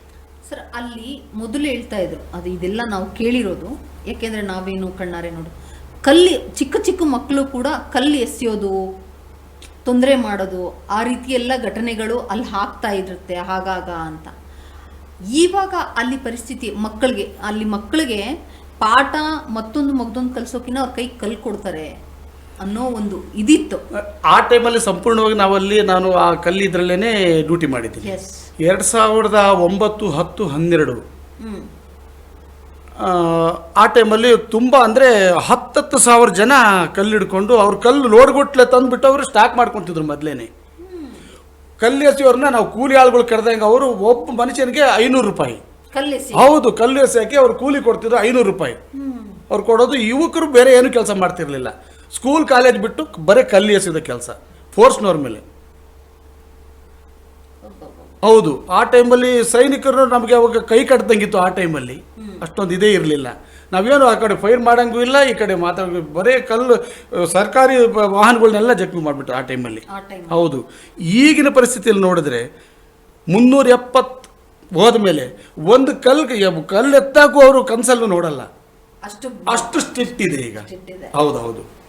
ಮತ್ತೆ ಅಲ್ಲಿ ಏನಾದರೂ ಸಂಶಯ ಅಂತ ಬಂದರೆ ಕಾಶ್ಮೀರ ಆ ಕಡೆಯಲ್ಲಿ ಯಾರದೇ ಪರ್ಮಿಷನ್ ಇಲ್ಲದೆ ನೀವು ಇಮಿಡಿಯೇಟ್ ಫೋರ್ಸ್ ಆ್ಯಕ್ಷನ್ ಮಾಡ್ಬೋದು ಅನ್ನೋ ಒಂದು ಇದಿದೆಯಲ್ಲ ನಿಮಗೆ, ಅದು ಎಷ್ಟು ಶಕ್ತಿ ಕೊಡುತ್ತೆ? ಇಲ್ಲ, ಹೀಗಿದೆ. ಹೌದು ಮೇಡಮ್, ಇಲ್ಲಾಂದರೆ ನಮಗೆ ಅಧಿಕಾರ ಇಲ್ಲ. ಈಗ ನಮ್ಮ 4 ಜನ ಹೋಗಿದ್ದೀವಿ, ನಮ್ಮಲ್ಲಿ ಒಬ್ಬ ಅವನ ಇನ್ಸಿಡೆಂಟ್ ಆಯಿತು, ಒಂದು ಫೈರಿಂಗ್ ಆಯಿತು ಅಂತಂದರೆ ಅವ್ರು ಓಪನ್ ಆಗಿ ಬರ್ತಾರೆ. ಅವ್ರು ಸಾಯಿಸಬೇಕು. ಅವ್ರ ಗುರಿ ಏನು? ಇಂಟೆನ್ಷನ್ ಸಾಯ್ಬೇಕು ಇಲ್ಲ ಸಾಯಿಸಬೇಕು. ಅವ್ರ ಗುರಿ ಏನು? ಸೈನಿಕರನ್ನ ಸಾಯಿಸಬೇಕು, ಇಲ್ಲ ನಾವು ಸಾಯ್ಬೇಕು. ಆ ಥರ ಇದ್ದಾಗ ನಮ್ಮ ಮನಸ್ಥಿತಿ ಯಾವ ಥರ ಇರುತ್ತೆ ಹೇಳಿ? ನಮಗೆ ಆ ಥರ ಈಗ ಸರ್ಕಾರ, ಈಗಿರೋ ಸರ್ಕಾರ, ಕೇಂದ್ರ ಸರ್ಕಾರ ಸಂಪೂರ್ಣವಾಗಿ ಸಪೋರ್ಟ್ ಇದೆ ಸೈನಿಕರಿಗೆ. ಹೌದೌದು, ಅದು ನಾವು ತುಂಬಾ ಎಕ್ಸಾಂಪಲ್ಸ್ ನಮ್ಮ ಕಣ್ಮುಂದೆ ಇದೆ ಸರ್. ನಾನು ನಿಮಗೆ ಇನ್ನೊಂದು ಪ್ರಶ್ನೆ ಕೇಳೋದು, ಇಷ್ಟೊಂದೆಲ್ಲ ಆಪರೇಷನ್ಸು ಇಷ್ಟೊಂದೆಲ್ಲ ನೋಡುವಂಥ ಸಂದರ್ಭದಲ್ಲಿ ಸಾವು ನಿಮ್ಮ ಕಣ್ಮುಂದೆ ತುಂಬ ಹತ್ರದಲ್ಲಿ ಬಂದು ಹೋಗಿರುತ್ತೆ ತುಂಬ ಸಂದರ್ಭದಲ್ಲಿ. ಆ ಸಂದರ್ಭಗಳನ್ನ ನೀವು ಹಂಚ್ಕೊಳ್ಳೋದಾದ್ರೆ? ಇಲ್ಲ, ಸುಮಾರು ಸರಿ ಆ ಥರ ಆಗಿದೆ. ಭದ್ರವಾ ಅಂತೇಳಿ ಡೆಪ್ಯೂಟಿ CM ನಮ್ಮ ಇವರು ಗುಲಾಂ ನಬಿ ಆಜಾದ್ ಅವ್ರ ಊರಲ್ಲೇನೆ, ಅಲ್ಲಿ ನಾನು ಅವಾಗ ಅಲ್ಲಿ ಡ್ಯೂಟಿ ಇದ್ದೆ, ಭದ್ರವಾ ಅನ್ನೋ ಜಾಗದಲ್ಲಿ. ಡಿಗ್ರಿ ಕಾಲೇಜ್ ಪಕ್ಕದಲ್ಲಿ ಒಂದು ಔಟ್ ಪೋಸ್ಟ್ ಇತ್ತು ನಮ್ಮದು. ಅಲ್ಲಿ ನಾವು ಇದ್ದಾಗ ಆ ಮಿಲಿಟೆಂಟ್ಸು ಸ್ಕೂಲ್ ಹುಡುಗರನ್ನ ಬೆದರಿಸಿ 500 ರೂಪಾಯಿ ಕೊಟ್ಟು ಹ್ಯಾಂಡ್ ಬಾಂಬ್ ಅಂತ ಅದನ್ನು ತಂದುಬಿಟ್ಟು ಯಾವುದೇ ಕ್ಯಾಂಪ್ ಮೇಲೆ ಎಷ್ಟು ಬನ್ನಿ 500 ರೂಪಾಯಿ ಕೊಡ್ತೀನಿ. ಅದು ಪ್ರಾಕ್ಟಿಕಲ್. ನಾನು ಅವತ್ತು ಪ್ರೆಸೆಂಟ್ ನಾನು ಡ್ಯೂಟಿಯಲ್ಲಿದ್ದೆ. ರಾತ್ರಿ 9 ಗಂಟೆ ಟೈಮಲ್ಲಿ ಗಿರ್ನೆಟ್ ಎಸ್ತಾರೆ ನಮ್ಮ ಮೇಲೆ. ಆ ದೇವ್ರ ದೊಡ್ಡವನು ಆ ಪಕ್ಕದಲ್ಲಿ ಒಂದು ಮರ ಇತ್ತು, ಆ ಮರಕ್ಕೆ ಬಿದ್ದು ಕೆಳಗಡೆ ಬಿತ್ತು, ನಾನು ಶೇಪ್ ಆದೆ. ಅದೇನಾದರೂ ನಾನಿದ್ದ ಜಾಗ ಬಿದ್ದಿದ್ರೆ ಅಲ್ಲಿ ಅವತ್ತು ಇದಾಗಿತ್ತು. ಈ ಥರ ಎಷ್ಟು ಬಾರಿ ನಿಮಗೆ ಸಾವು ನಿಮ್ಮ ಕಣ್ಮುಂದೆ ಬಂದು ಹೋಗಿದೆ? ಸುಮಾರು ಸರಿ ಆಗಿದೆ ಮೇಡಮ್. ಒಂದ್ಸರಿ ಹಂಡ್ವಾರ, ಕುಪ್ವಾಡ ಡಿಸ್ಟಿಕಲ್ಲಿ ಹಂಡ್ವಾರ ಅಂತ ಜಾಗ ಇದೆ. ಬಸ್ ಸ್ಟ್ಯಾಂಡಲ್ಲಿ ನಾವು ಟೀ ಕುಡಿಯೋಣಂತ ಗಾಡಿಯಿಂದ ಇಳಿದ್ಬಿಟ್ಟು ಸುಮಾರು ಒಂದು 10-15 ಜನ ಹುಡುಗರು ನಿಂತಿದ್ದಾಗ ಅಲ್ಲಿ ಬಸ್ ಕೆಳಗಡೆ ಗಿರ್ನೆಟ್ ಎಸ್ಬಿಟ್ರು, ಬಾಂಬ್ ಎಸ್ಬಿಟ್ರು. ಹೌದು, ನಮ್ಮ ಅದೃಷ್ಟ ಚೆನ್ನಾಗಿದೆ, ಅದು ಬ್ಲಾಸ್ಟ್ ಆಗಲಿಲ್ಲ. ಆ ಗಿರ್ನೆಟ್ಟು ಏನೋ ನಮ್ಮ ಅದೃಷ್ಟ ಚೆನ್ನಾಗಿತ್ತು, ಆ ದೇವ್ರ ದೊಡ್ಡವನು. ಅದೇನಾದ್ರೂ ಬ್ಲಾಸ್ಟ್ ಆಗಿದ್ರೆ ಇಡೀ ಹೌದು, ಸುಮಾರು ಜನ ನಮಗೆ ಇದಾಗ್ತಾ ಇತ್ತು. ಹೌದು. ಮತ್ತಿನ್ ಯಾವಾಗ ಈ ತರ ಒಂದು ಸಂದರ್ಭವನ್ನು ನೀವು ಎದುರಿಸಿದ್ರು? ಈ ತರ ಆಗಿದೆ. ಇನ್ನೊಂದು ಸರಿ ನಮ್ಮ ಎಲೆಕ್ಷನ್ ಡ್ಯೂಟಿಗೆ ಹೋಗ್ಬೇಕಾದ್ರೆ ಒಂದು ಕಾಲೇಜಲ್ಲಿ ನಮ್ಮನ್ನ 2 ಸೆಕ್ಷನ್ ತಗೊಂಡೋಗಿ ಅಲ್ಲಿ ಬೂತ್ಗಳಿಸ್ಬಿಟ್ಟು ನಮ್ಮನ್ನು ಬಿಟ್ಟಿದ್ರು, ನಮ್ಮ ಕಂಪ್ನಿಗೆ ಮಾಡು. ಅವ್ರು ಬಿಟ್ಟು ಹೋದ್ರು. ನಾನು ಸ್ವಂತ ಯೋಚನೆ ಮಾಡಿದೆ, ಇಲ್ಲಿ ಪಕ್ಕದಲ್ಲಿ ಮಸೀದಿ ಇದೆ, ಇಲ್ಲ ಓಡಾಡೋ ಜಾಗ, ಚಿಕ್ಕ ಜಾಗ ಇತ್ತು. ಆ ಟೈಮಲ್ಲಿ ನಾವು ಅಲ್ಲೇ ಮಲಗೋದು ಅಂತಂದರೆ ಬೈ ಮಿಸ್ ಇಲ್ಲಿ ತೊಂದರೆ ಆಗ್ಬೋದು ಅಂದ್ಬಿಟ್ಟು ಕಾಲೇಜ್ ದೊಡ್ಡದಾಗಿತ್ತು, ಇಲ್ಲಿ ಮಲಗೋದು ಬೇಡ ಅಂದ್ಬಿಟ್ಟು ನಾನೇ ಯೋಚನೆ ಮಾಡಿ ನಾನು ಶಿಫ್ಟ್ ಮಾಡಿಸ್ದೆ. ಸಾಯಂಕಾಲನೇ ನಾವು ಬೇರೆ ರೂಮಲ್ಲಿ ಒಂದೊಂದು ಸೆಕ್ಷನ್ ಒಂದೊಂದು ರೂಮಲ್ಲಿ ಎಲ್ಲರೂ ಒಟ್ಟಾಗಿ ಮಲ್ಕೊಂಬೋದು ಬೇಡ, ಸೇಫ್ಟಿ ಇರುತ್ತೆ. ಇಬ್ಬರು ಸಂತ್ರಿ ನಿಲ್ಸೋಣ, ಒಂದೇ ಸಾಲ್ವ ಡ್ಯೂಟಿ ನೈಟ್ ಅಲ್ವಾ ಇರೋದು, ನಾಳೆ ಎಲೆಕ್ಷನ್ ಮುಗೀತು ಹೋಗ್ಬಿಡೋಣ ಅಂದ್ಬಿಟ್ಟು ಇಲ್ಲೊಬ್ಬ ರೈಫಲ್ ಕೊಡಿಸಿ ನಿಲ್ಲಿಸ್ಬಿಟ್ಟೆ ಬೇರೆ ಕಡೆ. ನಾನು ಹೇಳ್ದಂಗೆ ಕರೆಕ್ಟಾಗಿ ಅಜಾನ್ ಆಗುತ್ತಲ್ಲ ಸಾಯಂಕಾಲ, ಆ ಟೈಮಲ್ಲಿ ಗಿರ್ನೆಟ್ ಕರೆಕ್ಟಾಗಿ ನಾವು ಇಳಿದಿದ್ದು ಆ ರೂಮಲ್ಲಿ ಬಿತ್ತು.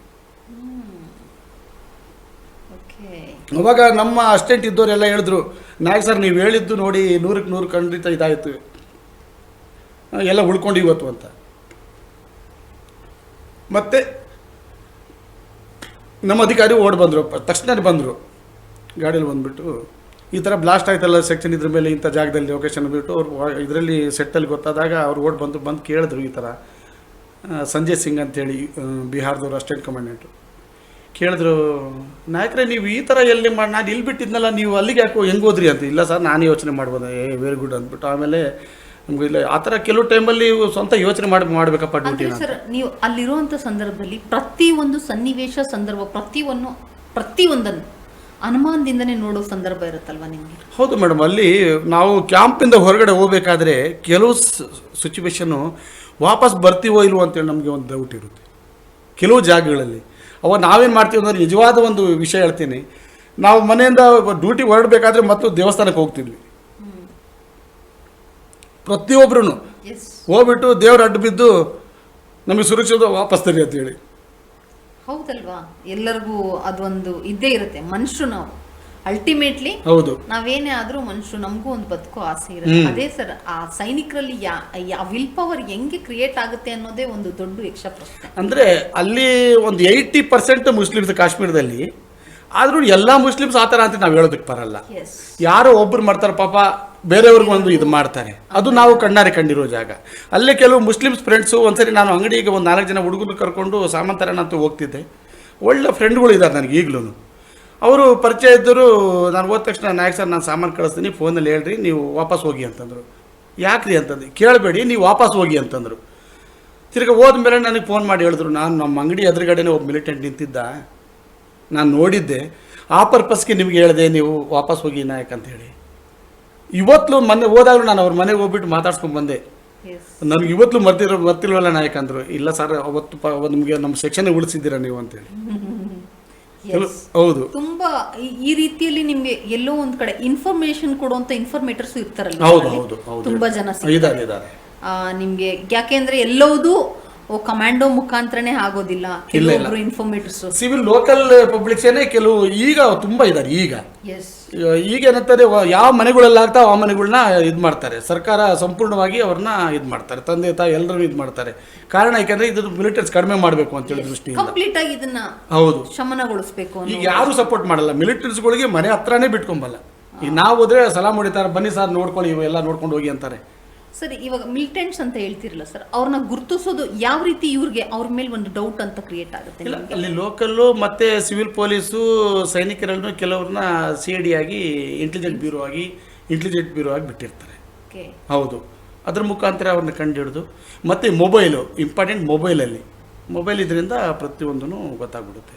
ಈ ಸೀಕ್ರೆಟ್ ಆಪರೇಷನ್ಸ್ ನಡೆಯುವಂಥ ಸಂದರ್ಭದಲ್ಲಿ ಸರ್, ಸೇನೆಯಲ್ಲಿ ಅದು ಯಾವ ರೀತಿ ಕಾರ್ಯರೂಪಗೊಂಡು ನಿಮಗೆ ಆ ಒಂದು ಶಕ್ತಿ ತುಂಬೋ ಕೆಲಸನ ನಿಮ್ಮ ಕಮಾಂಡೋಸ್ ಅಂದರೆ ನಿಮ್ಮ ಹೆಡ್ಗಳು ನಿಮಗೆ ಯಾವ ರೀತಿ ಆ ಒಂದು ಪ್ಲಾನಿಂಗನ್ನು ಕೊಡ್ತಾರೆ? ಇಲ್ಲ, ಪ್ರತಿಯೊಂದು ಒಂದು ಯೋಜನೆ ಬದ್ಧ ಇದರಲ್ಲೇ ಮಾಡ್ತಾರೆ. ಒಂದು ಅದನ್ನು ಯೋಜನೆಯಾಗಿ ಇದು ಮಾಡ್ಕೊತಾರೆ. ಈ ಕಡೆ ನಾವು ಆಪರೇಷನ್ ಮಾಡೋಕೆ ಏನೇ ತೊಗೊಂಡು ಹೋಗ್ಬೇಕು, ಎಷ್ಟು ಜನ ಹೋಗ್ಬೇಕು, ಯಾವ ಟೈಮಲ್ಲಿ ಹೋಗ್ಬೇಕು, ಎಷ್ಟು ವೆಹಿಕಲ್ಗಳು ಬೇಕು, ಎಲ್ಲಿ ನಿಲ್ಲಿಸ್ಬೇಕು, ಯಾವ ಥರ ಅಂತ ಮೊದಲು ಯೋಜನೆ ಮಾಡ್ಕೊಂಡೇ ಹೋಗ್ಬೇಕು. ಸರ್, ನಿಮಗೆ ಕಾರ್ಗಿಲ್ ಯುದ್ಧದ ಸಂದರ್ಭದಲ್ಲಿ ನೀವು ಆ ಥರ ಒಂದು ಭಯಾನಕ ವಾತಾವರಣವನ್ನು ಎದುರಿಸುವಂಥ ಸಂದರ್ಭದಲ್ಲಿ ನೀವಲ್ಲೆಲ್ಲೂ ಫ್ಯಾಮಿಲಿ ಆ ಒಂದು ಥಾಟ್ ಪ್ರೊಸೆಸ್ ನಿಮಗೆ ಬರಲಿಲ್ವ ಸರ್? ಇಲ್ಲ, ಪದೇ ಆ ಟೈಮಲ್ಲಿ ಸುಮಾರು ಸರಿ ಒಂದು ನೆನಪು ಅಂತಂದರೆ, ನಾವು 15 ವಾರಕ್ಕೆ ಒಂದು ದಿವಸ ಮನೆಯ ಜೊತೆ ಮಾತಾಡ್ತೀವಿ ಮೇಡಮ್. ಸ್ಟಾರ್ಟಿಂಗಲ್ಲಿ 15 ದಿವಸಕ್ಕೆ ಒಮ್ಮೆ ವಾರಕ್ಕೊಮ್ಮೆ ಪ್ರತಿ ಭಾನುವಾರ. ಊರಲ್ಲೂ ಫೋನ್ ಇರಲಿಲ್ಲ, ನಮ್ಮೂರಲ್ಲಿ ಲ್ಯಾಂಡ್ಲೈನ್ ಮಾತ್ರ ಇತ್ತು, ಮೊಬೈಲ್ ಇರಲಿಲ್ಲ. ಅವಾಗ ಪರಿಚಯ ಫ್ರೆಂಡ್ ಇದ್ದರು, ಅಭಿಮಾನ್ ಗೋವಿಂದ್ ಅಂತೇಳಿ ಎಲೆಕ್ಟ್ರಿಕ್ ಸ್ಟೋರ್ನವ್ರು. ಇವತ್ತು ಪಾಪ ಇಲ್ಲ, ಅವ್ರ ಮಕ್ಕಳಿದ್ದಾರೆ. ಅವ್ರು ಬಂದು ಮನೆಗೆ ಹೇಳೋಗರು, ಕೃಷ್ಣ ಫೋನ್ ಮಾಡ್ತಾರಮ್ಮ ಭಾನುವಾರ ಇಷ್ಟು ಗಂಟೆಗೆ ಅಂತೇಳಿ. ಅವಾಗ ಬಂದು ನಿಮ್ಮ ಮನೆಯವರು ಮಾತಾಡ್ತಾ ಇದ್ರು. ಅದು ಫೋನ್ ಸಿಕ್ತು, ಎಂಗೇಜ್ ಆಯ್ತು, ಆದ್ರೂ ಇಲ್ಲ. ವಾರ 15 ದಿವಸಕ್ಕೊಂದ್ಸರಿ ಫೋನ್ ಮಾಡ್ತಿದ್ವಿ. ಅಂತ ಟೈಮು ನಾವು ಇವಾಗ ತುಂಬಾ ಫೆಸಿಲಿಟೀಸ್ ಅಪ್ಡೇಟ್ ಇರೋದ್ರಿಂದ ನಿಮ್ಗೇನು ಅಂತ ಪರಿಸ್ಥಿತಿ ಚೆನ್ನಾಗಿದೆ. ಅಲ್ಲೇನಾದ್ರೂ ರಿಸ್ಟ್ರಿಕ್ಷನ್ಸ್ ಇರುತ್ತೆ ಸರ್ ಫ್ಯಾಮಿಲಿ ಜೊತೆ ಕನೆಕ್ಟ್ ಆಗೋದಕ್ಕೆ? ಯಾಕೆಂದ್ರೆ ಎಮೋಷನಲ್ಲಿ ಬಾಂಡಿಂಗ್ ಜಾಸ್ತಿ ಆದ್ರೆ ಕೆಲಸದಲ್ಲಿ ಏನಾದರೂ ತೊಂದರೆ ಆಗ್ಬೋದು. ಆ ರೀತಿಲಿ ಏನಾದರೂ ಮಿಲಿಟರಿ ಟರ್ಮ್ಸ್ ಅಂಡ್ ಕಂಡೀಷನ್ಸ್? ಇಲ್ಲ, ಕೆಲವು ಟೈಮಲ್ಲಿ ಕೆಲವು ಡ್ಯೂಟಿ ಯಾವ ಥರ ಇದೆ ಆ ಥರ. ಪ್ರತಿಯೊಂದು ಟೈಮಲ್ಲಿ ಮೊಬೈಲ್, ಕೆಲವು ಇದರಲ್ಲಿ ಡ್ಯೂಟಿಯಲ್ಲಿ ಮೊಬೈಲ್ ಅಲೌಡೇ ಇಲ್ಲ. ಕಮಾಂಡರ್ನ ಬಿಟ್ಟು ಸೆಕ್ಷನ್ ಕಮಾಂಡರ್ಗಳು, ಯಾಕಂದರೆ ಎಮರ್ಜೆನ್ಸಿ ಬೀಳುತ್ತೆ, ಆಪತ್ತು ಬಂದಾಗ ಕಮಾಂಡರ್ಗೆ ಅವಶ್ಯಕತೆ ಬೀಳುತ್ತೆ ಅಂದ್ಬಿಟ್ಟು ನಮಗೆ ಪರ್ಮಿಷನ್ ಇತ್ತು. ಅಲ್ಲಿಗೂ ನಾವು ನಮ್ಮ ಜೊತೆ ಇದ್ದಂಥ ಡ್ಯೂಟಿ ಮಾಡ್ತಿದ್ದ ಹುಡುಗರು ನಾವು ಹೇಳ್ತಿದ್ವಿ, ಏನೋ ಎಮರ್ಜೆನ್ಸಿ ಮಕ್ಕಳು ಆರೋಗ್ಯ ಕೆಡ್ತದೆ, ಮತ್ತು ಎಲ್ರಿಗೂ ಒಂದು ಸಮಸ್ಯೆ ಇರ್ತದೆ, ನಮ್ಮ ಮೊಬೈಲಿಂದ ಫೋನ್ ಮಾಡ್ಕೊಳ್ಳಿ ಅಂತೇಳಿ ನಾವೇ ಕೊಡ್ತಿದ್ವಿ. ಯಾಕಂತಂದರೆ ಸಮಸ್ಯೆ ಇರುತ್ತೆ ಎಲ್ರಿಗೂ. ಆ ಒಂದು ದೃಷ್ಟಿ ಮಾನವೀಯತೆಯಿಂದ ನಾವು ಅವ್ರನ್ನ ಜೊತೆಲಿ ಇದು ಮಾಡ್ಕೊಂಡು ಹೋಗ್ತಿದ್ವಿ. ಟೋಟಲ್ ಓವರ್ ಆಲ್ ಈ 35 ವರ್ಷದ ಸೇನೆಯ ಎಕ್ಸ್ಪೀರಿಯನ್ಸ್ ನೀವು ಹೇಳೋದಾದರೆ ನಿಮಗೆ ಏನು, ಇವಾಗ ಕೃಷ್ಣ ನಾಯಕ್ ಅಂದಿದ ತಕ್ಷಣ ಆ ಒಂದು ನೀವು ಸೇನೆಗೆ ಜಾಯ್ನ್ ಆದಂಥ ಸಂದರ್ಭದಿಂದ ಇವತ್ತಿನವರೆಗೂ, ನೀವು ನಿವೃತ್ತಿ ಹೊಂದಿದ್ವರೆಗೂ ನಿಮಗೆ ಹೆಮ್ಮೆ, ಪ್ರೌಡ್ ಫೀಲ್ ಮಾಡುವಂಥ ಒಂದು ಘಟನೆಗಳು ಯಾವ್ಯಾವ ಸರ್? ಒಂದು ಮೊದಲನೇದಾಗಿ ನಾನು ನಿವೃತ್ತಿಯಾಗಿ ಅಲ್ಲಿಂದ ಬರಬೇಕಾದ್ರೆ ನಮ್ಮ ಜೊತೆ ಇದ್ದಂಥ ಅಧಿಕಾರಿಗಳು, ನಮ್ಮ ಸ್ನೇಹಿತರು, ಒಂದು ಸಂತೋಷದ ಕಣ್ಣೀರು. ನಮ್ಮ ಜೊತೆಯಲ್ಲಿ ಇಷ್ಟು ಚೆನ್ನಾಗಿ ಡ್ಯೂಟಿ ಮಾಡ್ಕೊಂಡು ಇಷ್ಟು ವರ್ಷ ಆದರೂ ಫಿಸಿಕಲಿ ಇವತ್ತು ಯೂತ್ ಥರ ಕಾಣ್ತಾರೆ, ಹೆಂಗಾಗಿ ಕಾಣ್ತಾರೆ ನಾಯಕ್ ಸರ್ ನೋಡಿ ಅದು ನಿಜ, ಅಂತೇಳಿ. ಖಂಡಿತ ನಾನು ಬಂದಾಗ್ಲೂ ಕೂಡ ನೀವು 60 ವರ್ಷ ಅಂದ್ರೆ ಖಂಡಿತ ನಾನು ನಂಬಿಲ್ಲ. ಅದೇ ಆ ಎಲ್ಲ ಅಧಿಕಾರಿಗಳಾಗಿ ನಮ್ಮ ಫ್ರೆಂಡ್ಸ್ ಎಲ್ಲ ಅದನ್ನೇ ಹೇಳ್ತಿದ್ರು, ನಾಯಕ್ ಸರ್ ನಿಮ್ಮ ಥರನೇ ನಾವು ಖುಷಿಯಾಗಿ ವಾಪಸ್ ಬರಬೇಕು ಅಂತ ಹೇಳಿ ನಮ್ಮನ್ನು ಗಾಡಿಯಲ್ಲಿ ಕೂತ್ಕೋಬೇಕಾದ್ರೆ ನಡ್ಕೊಂಡು ಹೋಗೋದಕ್ಕೆ ಬಿಡಲಿಲ್ಲ. ಅವ್ರು ಎತ್ಕೊಂಡು, ಅದು ಹರಿಯಾಣ ರಾಜಸ್ಥಾನದ ASIಗಳು SIಗಳು ನಮ್ಮ ಸ್ನೇಹಿತರು, ಅವ್ರು ಎತ್ಕೊಂಡು ಹೋಗಿ ನಮ್ಮನ್ನು ಗಾಡಿಯಲ್ಲಿ ನೋಡ್ಕೊಂಡಿತ್ತು. ಅದೊಂದು ತುಂಬ ನೆನಪಿರುತ್ತೆ ನಮಗೆ. ಎಸ್.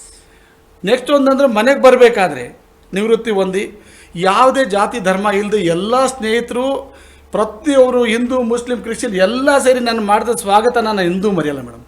ಎಸ್. ಆ ಎರಡು ಒಂದು ಸನ್ನಿವೇಶಗಳು ಖಂಡಿತ ಆಗಿದ್ದಕ್ಕೂ ನನಗೆ ಸಾರ್ಥಕ ಆಯಿತು. ಎಸ್. ಇದೊಂದು ಅದೃಷ್ಟ ಬೇಕು ಅಂದ್ಕೊಂಡೆ ಮೇಡಮ್ ನಾನು. Yes sir. ಈ ಎಲ್ಲ ಆಪರೇಷನ್ಸ್ ನಡೆಯುವಂಥ ಸಂದರ್ಭದಲ್ಲಿ ಎಷ್ಟೋ ಸಾವುಗಳು, ಸೈನಿಕರು ತುಂಬ ಜನ ಸತ್ತಂಥದ್ದು ನಾವು ಕೇಳಿದ್ವಿ. ನಿಮ್ಮ ಕಣ್ಣ ಮುಂದೆ ನಿಮ್ಮ ಜೊತೆ ಕೆಲಸ ಮಾಡ್ತಿದ್ದವರು, ನಿಮ್ಮ ಜೊತೆ ಊಟ ತಿಂದು ನಿಮ್ಮ ಜೊತೆ ಇದ್ದಂಥವ್ರು ಆ ನೆಕ್ಸ್ಟ್ ಮೂಮೆಂಟ್ಗೆ ಇಲ್ಲ ಅಂದಾಗ ನಿಮ್ಗೆ ಆ ಸಂದರ್ಭವನ್ನು ಕಣ್ಣಾರೆ ಕಂಡಾಗ ನಿಮಗೆ ಏನು ನೋವಾಯಿತು ಸರ್? ಹೌದು, ಒಂದು ನಮ್ಮ ಕಣ್ಣು ಮುಂದೆ ನಡೆದಿರೋ ಒಂದು ನಿಜವಾದ ಘಟನೆ ಅಂತಂದರೆ, ಭದ್ರವಾ ಅನ್ನೋ ಒಂದು ಜಾಗದಲ್ಲಿ ಮಿಲಿಟೆಂಟ್ಸು ಯಾವಾಗಲೂ ಒಂದು ಮನೆಯಲ್ಲಿ ಬರ್ತಾರೆ ಹೋಗ್ತಾರೆ ಅನ್ನೋ ಇನ್ಫಾರ್ಮೇಷನ್ ಇತ್ತು. ಅವಾಗ ನಾವು ಈ ಮನೆಯಲ್ಲಿ ಮಿಲಿಟೆಂಟ್ಸ್ 3 ಜನ ಬಂದಿದ್ದಾರೆ ಅಂತ ಇನ್ಫಾರ್ಮೇಷನ್ ಆದಮೇಲೆ ಅದನ್ನು ಅಲ್ಲಿನ ಲೋಕಲ್ ಪೊಲೀಸು ಮತ್ತು ನಮ್ಮ ಸೈನಿಕರೆಲ್ಲ ಸೇರಿ ಸುತ್ತುವರೆದು ರಾಷ್ಟ್ರೀಯ ರೈಫಲ್ RR ಅಂತೇಳಿ ಒಂದು ತುಕಡಿ ಇರುತ್ತೆ, ರಾಷ್ಟ್ರೀಯ ರೈಫಲ್ ಅಂತೇಳಿ, ಅವರು ನಾವೆಲ್ಲ ಸೇರಿ ಆ ಮನೆಯನ್ನು ಸುತ್ತುವರೆದು ರಾತ್ರಿ ಸುತ್ತುವರೆದಾಗ ಫೈರಿಂಗ್ ಸ್ಟಾರ್ಟ್, ಅವರು ಫೈರಿಂಗ್ ಸ್ಟಾರ್ಟ್ ಮಾಡಿದ್ರು, ನಾವು ಈ ಕಡೆ ಫೈರಿಂಗ್ ಸ್ಟಾರ್ಟ್ ಮಾಡಿದ್ವಿ. ಆ ದೊಡ್ಡ ಅಧಿಕಾರಿಗಳು SP SSP ನಮ್ಮ ಕಮಾಂಡೆಂಟ್ಗಳು ಎಲ್ಲರೂ ಸೇರಿ ಇದು ಮಾಡಿದ್ಮೇಲೆ ಆ ಮನೆಯನ್ನು ಸಂಪೂರ್ಣವಾಗಿ ಗೊತ್ತಾಯಿತು ಆ ಮನೇಲಿ ಮಿಲಿಟೆಂಟ್ಸ್ ಇದ್ದಾರೆ ಅಂತೇಳಿ ಕನ್ಫರ್ಮ್ ಆದಾಗ ಆ ಮನೆ ಬಾಂಬ್ಗಳು ಬಿದ್ದಾಗ ನಾವು ಅವರು ಆ ಮನೆಯನ್ನು ಸುಟ್ಟಾಕ್ಬಿಟ್ಟು ಅದರಲ್ಲಿದ್ದಂಥ ಸಿವಿಲ್ ಮನೆಯವರೆಲ್ಲ ಹೊರಗಡೆ ಕರೆದ್ಬಿಟ್ಟು ಇದು ಮಾಡಿ ರಾತ್ರಿ ಎಲ್ಲ ಕಂಪ್ಲೀಟ್ ಫೈರಿಂಗ್ ನಡೀತು. ಸಂಪೂರ್ಣವಾಗಿ ಮನೆ ಅದನ್ನು ಸುಟ್ಟಾಕ್ಬಿಡ್ತದೆ. ಬೆಳಿಗ್ಗೆ ಎದ್ದು ನೋಡಿದಾಗ ಅದರಲ್ಲಿ ಒಬ್ಬ ಅರ್ಧ ಏಟಾಗಿ ಅಲ್ಲೇ ವಾದಿಕೊಂಡಿದ್ದಾನೆ ಮಿಲಿಟೆಂಟ್ಸು. ಅಲ್ಲಿ ಏನಾಯಿತು ಅಂದರೆ ಕ್ಲಿಯರ್ ಆಯಿತು, ಮನೇನೇ ಸುಟ್ಟೋಗಿದೆಯಲ್ಲ, ಇನ್ನೇನು ಇದರಲ್ಲಿ ಯಾರಿದ್ದಾರೆ, ಈಗ ಹೋಗ್ಬೋದಲ್ಲ ಅಂದ್ಬಿಟ್ಟು ನಮ್ಮ ಆಫೀಸರು ನಾಗರಾಜ್ ಅಂತೇಳಿ ಈಗ DIG ಆಗಿ ರಿಟೈರ್ಡ್ ಆಗಿದ್ದಾರೆ, ಆಂಧ್ರದವರು.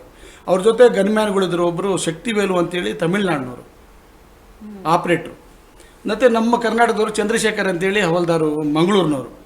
ಅವರು ಕಮಾಂಡೋ ಇದೆಲ್ಲ ಮಾಡಿದರು. ನಮ್ಮ ಕಮಾಂಡೆಂಟ್ ಜೊತೆ ಅವರು ಪ್ರೊಟೆಕ್ಷನ್ ಆಗಿ ನಿಂತಿದ್ರು.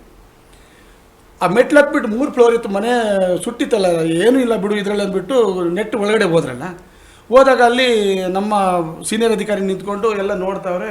ತಕ್ಷಣ ಅವ್ರು ಕೆಳಗಡೆ ಒಬ್ಬ ಅದಿಕೊಂಡು ನಿಂತಲ್ಲ, ಅರ್ಧ ಏಟಾಗಿ ಬಿದ್ದಿದ್ದ, ಅವ್ರ ಹತ್ರ ರೈಫಲ್ ಎಲ್ಲ ಇತ್ತು, AK-47 ರೈಫಲ್ ಎಲ್ಲ. ಅವನೇ ಮಾಡಿ ಹೆಂಗೂ ನಾನು ಸತ್ಯ ಸಾಯ್ತೀನಲ್ಲ, ಇವ್ರನ್ನ ಯಾರನ್ನ ಸಾಯಿಸಬೇಕು ಅಂದ್ಬಿಟ್ಟು ಅವನು ರೈಫಲ್ನ ಹಿಂಗೆ ಸ್ವಲ್ಪ ಮೇಲಕ್ಕೆ ಎತ್ತಿದ್ದಾನೆ, ನಮ್ಮ ಸೀನಿಯರ್ ಅಧಿಕಾರಿ ಹೊಡೆಯೋಕೆ ಅಂತೇಳಿ. ನಮ್ಮ ಚಂದ್ರಶೇಖರ್ ಕರ್ನಾಟಕದವ್ರು ಇದ್ದಾರಲ್ಲ, ಪಟ್ಟದವ್ರು ಕಣ್ಣು ಬಿದ್ದಿದ್ದು ಅಲ್ಲಿಗೆ. ಅವ್ರು ನಮ್ಮ ಅಧಿಕಾರಿಗಳನ್ನ ಜೋರಾಗಿ ತೊಳ್ಬಿಟ್ಟಿದ್ದಾರೆ ಆ ಕಡೆಗೆ. ಅವ್ರು ಫೈರ್ ಮಾಡೋದು, ಇವ್ರು ತೊಳ್ಳೋದು. ಆ CO ಸಾಬ್ ಹಿಂದ್ಗಡೆ ನಮ್ಮ ಶಕ್ತಿವೇಲು ಅಂತ ಹೇಳುವ ಆಪ್ರೇಟರ್ ನಿಂತಿದ್ರು, ಪಾಪ ಅವರು ಹಿಟ್ಟಾದ್ರು, ಅದಕ್ಕೆ ಹೌದು ಡೆತ್ ಆದರು. ಅವನು ಇವ್ರಿಗೆ ಹೊಡೆಯೋದು, ನಮ್ಮ ಚಂದ್ರಶೇಖರ್ ಅವನು ಮಿಲಿಟೆಂಟ್ಗೆ ಹೊಡೆಯೋದು. ಸೇಮ್ ಒಂದೇ ಟೈಮಲ್ಲಿ ಕಾರ್ಯವಾಯಿ ಆಗಿದ್ದ. ನಮ್ಮ ಸೀನಿಯರ್ ಅಧಿಕಾರಿ ಉಳ್ಕೊಂಡ್ರು, ಹಿಂದೆ ಇದ್ದವನಿಗೆ ಹಿಟ್ಟಾಯಿತು. ನಾವು ಕಣ್ಣಾರೆ ಕಂಡಿದ್ದ ಜಾಗ, ನಾವು ಹೊರಗಡೆ ಎಲ್ಲ ಕಾರ್ಡನ್ನಲ್ಲಿ ಇದ್ದೀವಿ, ಅಲ್ಲೇನೆ. ತುಂಬ ದುಃಖ ಆಯಿತು. ಮದುವೆಗೆ 6 ತಿಂಗಳಾಗಿತ್ತು. ಆ ಒಂದು ಸನ್ನಿವೇಶ ಇವತ್ತು ಕಣ್ಣೆದುರುಗಡೆ ಇದೆ. ಈ ರೀತಿಯಲ್ಲಿ ಮತ್ತೆ ನೀವು ಕಣ್ಣು ಮುಂದೆನೆ ನಿಮ್ಮವರು ಅಂತ ಅಲ್ಲಿ ಸತ್ತಂಥದ್ದು ಯಾವ ಸಂದರ್ಭ ಇದೆ ಸರ್? ಈ ರೀತಿಯಲ್ಲಿ ಆಗತ್ತಲ್ಲ, ಈ ಯುದ್ಧಗಳಲ್ಲಿ ಎಷ್ಟು ಯುದ್ಧದಲ್ಲಂತೂ ನಮ್ಮ ಸೈನಿಕರು ನಾವು ತುಂಬ ಕಳ್ಕೊಂಡ್ವಿ. ಹೌದು, ನಮ್ಮ ಕರ್ನಾಟಕದವರೇ 13 ಜನ ನಮ್ಮ ಕರ್ನಾಟಕದವರೇ ಇದಾದ್ರು. ಆ ಸಂದರ್ಭದಲ್ಲಿ ನಿಮ್ಮ ಕಣ್ಮುಂದೆ ಆದಂಥ ಘಟನೆಗಳು ಸುಮಾರು, ಅದನ್ನು ಹೇಳೋಕ್ಕಾಗಲ್ಲ ಮೇಡಮ್. ಆ ಥರ ಒಂದು ಸಿಚುವೇಶನ್ ಇದು. ಸುಮಾರು ಜನ ಇದಾದಾಗ ಆ ಥರ ಆಯಿತು ಅಂತೇಳಿ ನಾವು ಸುಮ್ಮನಿರೋದಕ್ಕೂ ಆಗಲ್ಲ. ಅದು ಮನುಷ್ಯ ಸಹಜ, ಏನು ಮಾಡೋಕ್ಕಾಗಲ್ಲ ಅಂತ ಸಿಚುವೇಶನ್ ಇರುತ್ತೆ. ನಮ್ಮ ದೇಶದ ಗೌರವ ನಾವು ಕಾಪಾಡ್ಕೋಬೇಕು, ನಮ್ಮ ಜಾಗ ನಾವು ಹಿಂಪಡಿಬೇಕು ಅನ್ನೋ ಒಂದು ಅದೇ ಒಂದು ದೃಷ್ಟಿ ಬಿಟ್ಟರೆ ಸಾಯೋದ್ರ ಬಗ್ಗೆ ನಾವು ಚಿಂತನೆನೇ ಮಾಡಲಿಲ್ಲ ಮೇಡಮ್. ಇವತ್ತು ಅಷ್ಟೇನೆ. ಅಂದರೆ ಅಲ್ಲಿ ಸತ್ತವ್ರಿಗೆ ಅಟ್ಲೀಸ್ಟ್ ನೀವು ಸಂತಾಪ ಸೂಚಿಸೋಕ್ಕೂ ಆಗಲ್ಲ, ನಿಮ್ಮನ್ನ ನೀವು ಉಳಿಸ್ಕೊಂಡು ದೇಶನ ಕಾಯ್ಬೇಕು. ಹೌದು, ಅವ್ರ ಜೊತೆ ಫೈಟ್ ಮಾಡಿ. ಆ ಸಂದರ್ಭವನ್ನು ಯಾವ ರೀತಿ ಎದುರಿಸಿದ್ರಿ ಸರ್?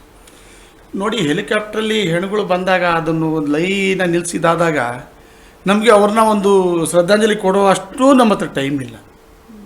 ಯಾಕಂದರೆ ಅಲ್ಲಿ ಯುದ್ಧ ನಡಿಬೇಕಾದ್ರೆ ಅವರಿಗೆ ಬರ್ತಕ್ಕಂಥ ವಾಹನಗಳು, ಮದ್ದುಗುಂಡುಗಳು, ಅವ್ರನ್ನೆಲ್ಲ ನಾವು ಕಾನ್ವಾಯ್ಗಳನ್ನ ಮೂವ್ ಮಾಡೋದು, ಬರೀ ಅದರಲ್ಲೇ ಬಿಸಿ ಇಡ್ತಿದ್ವಿ.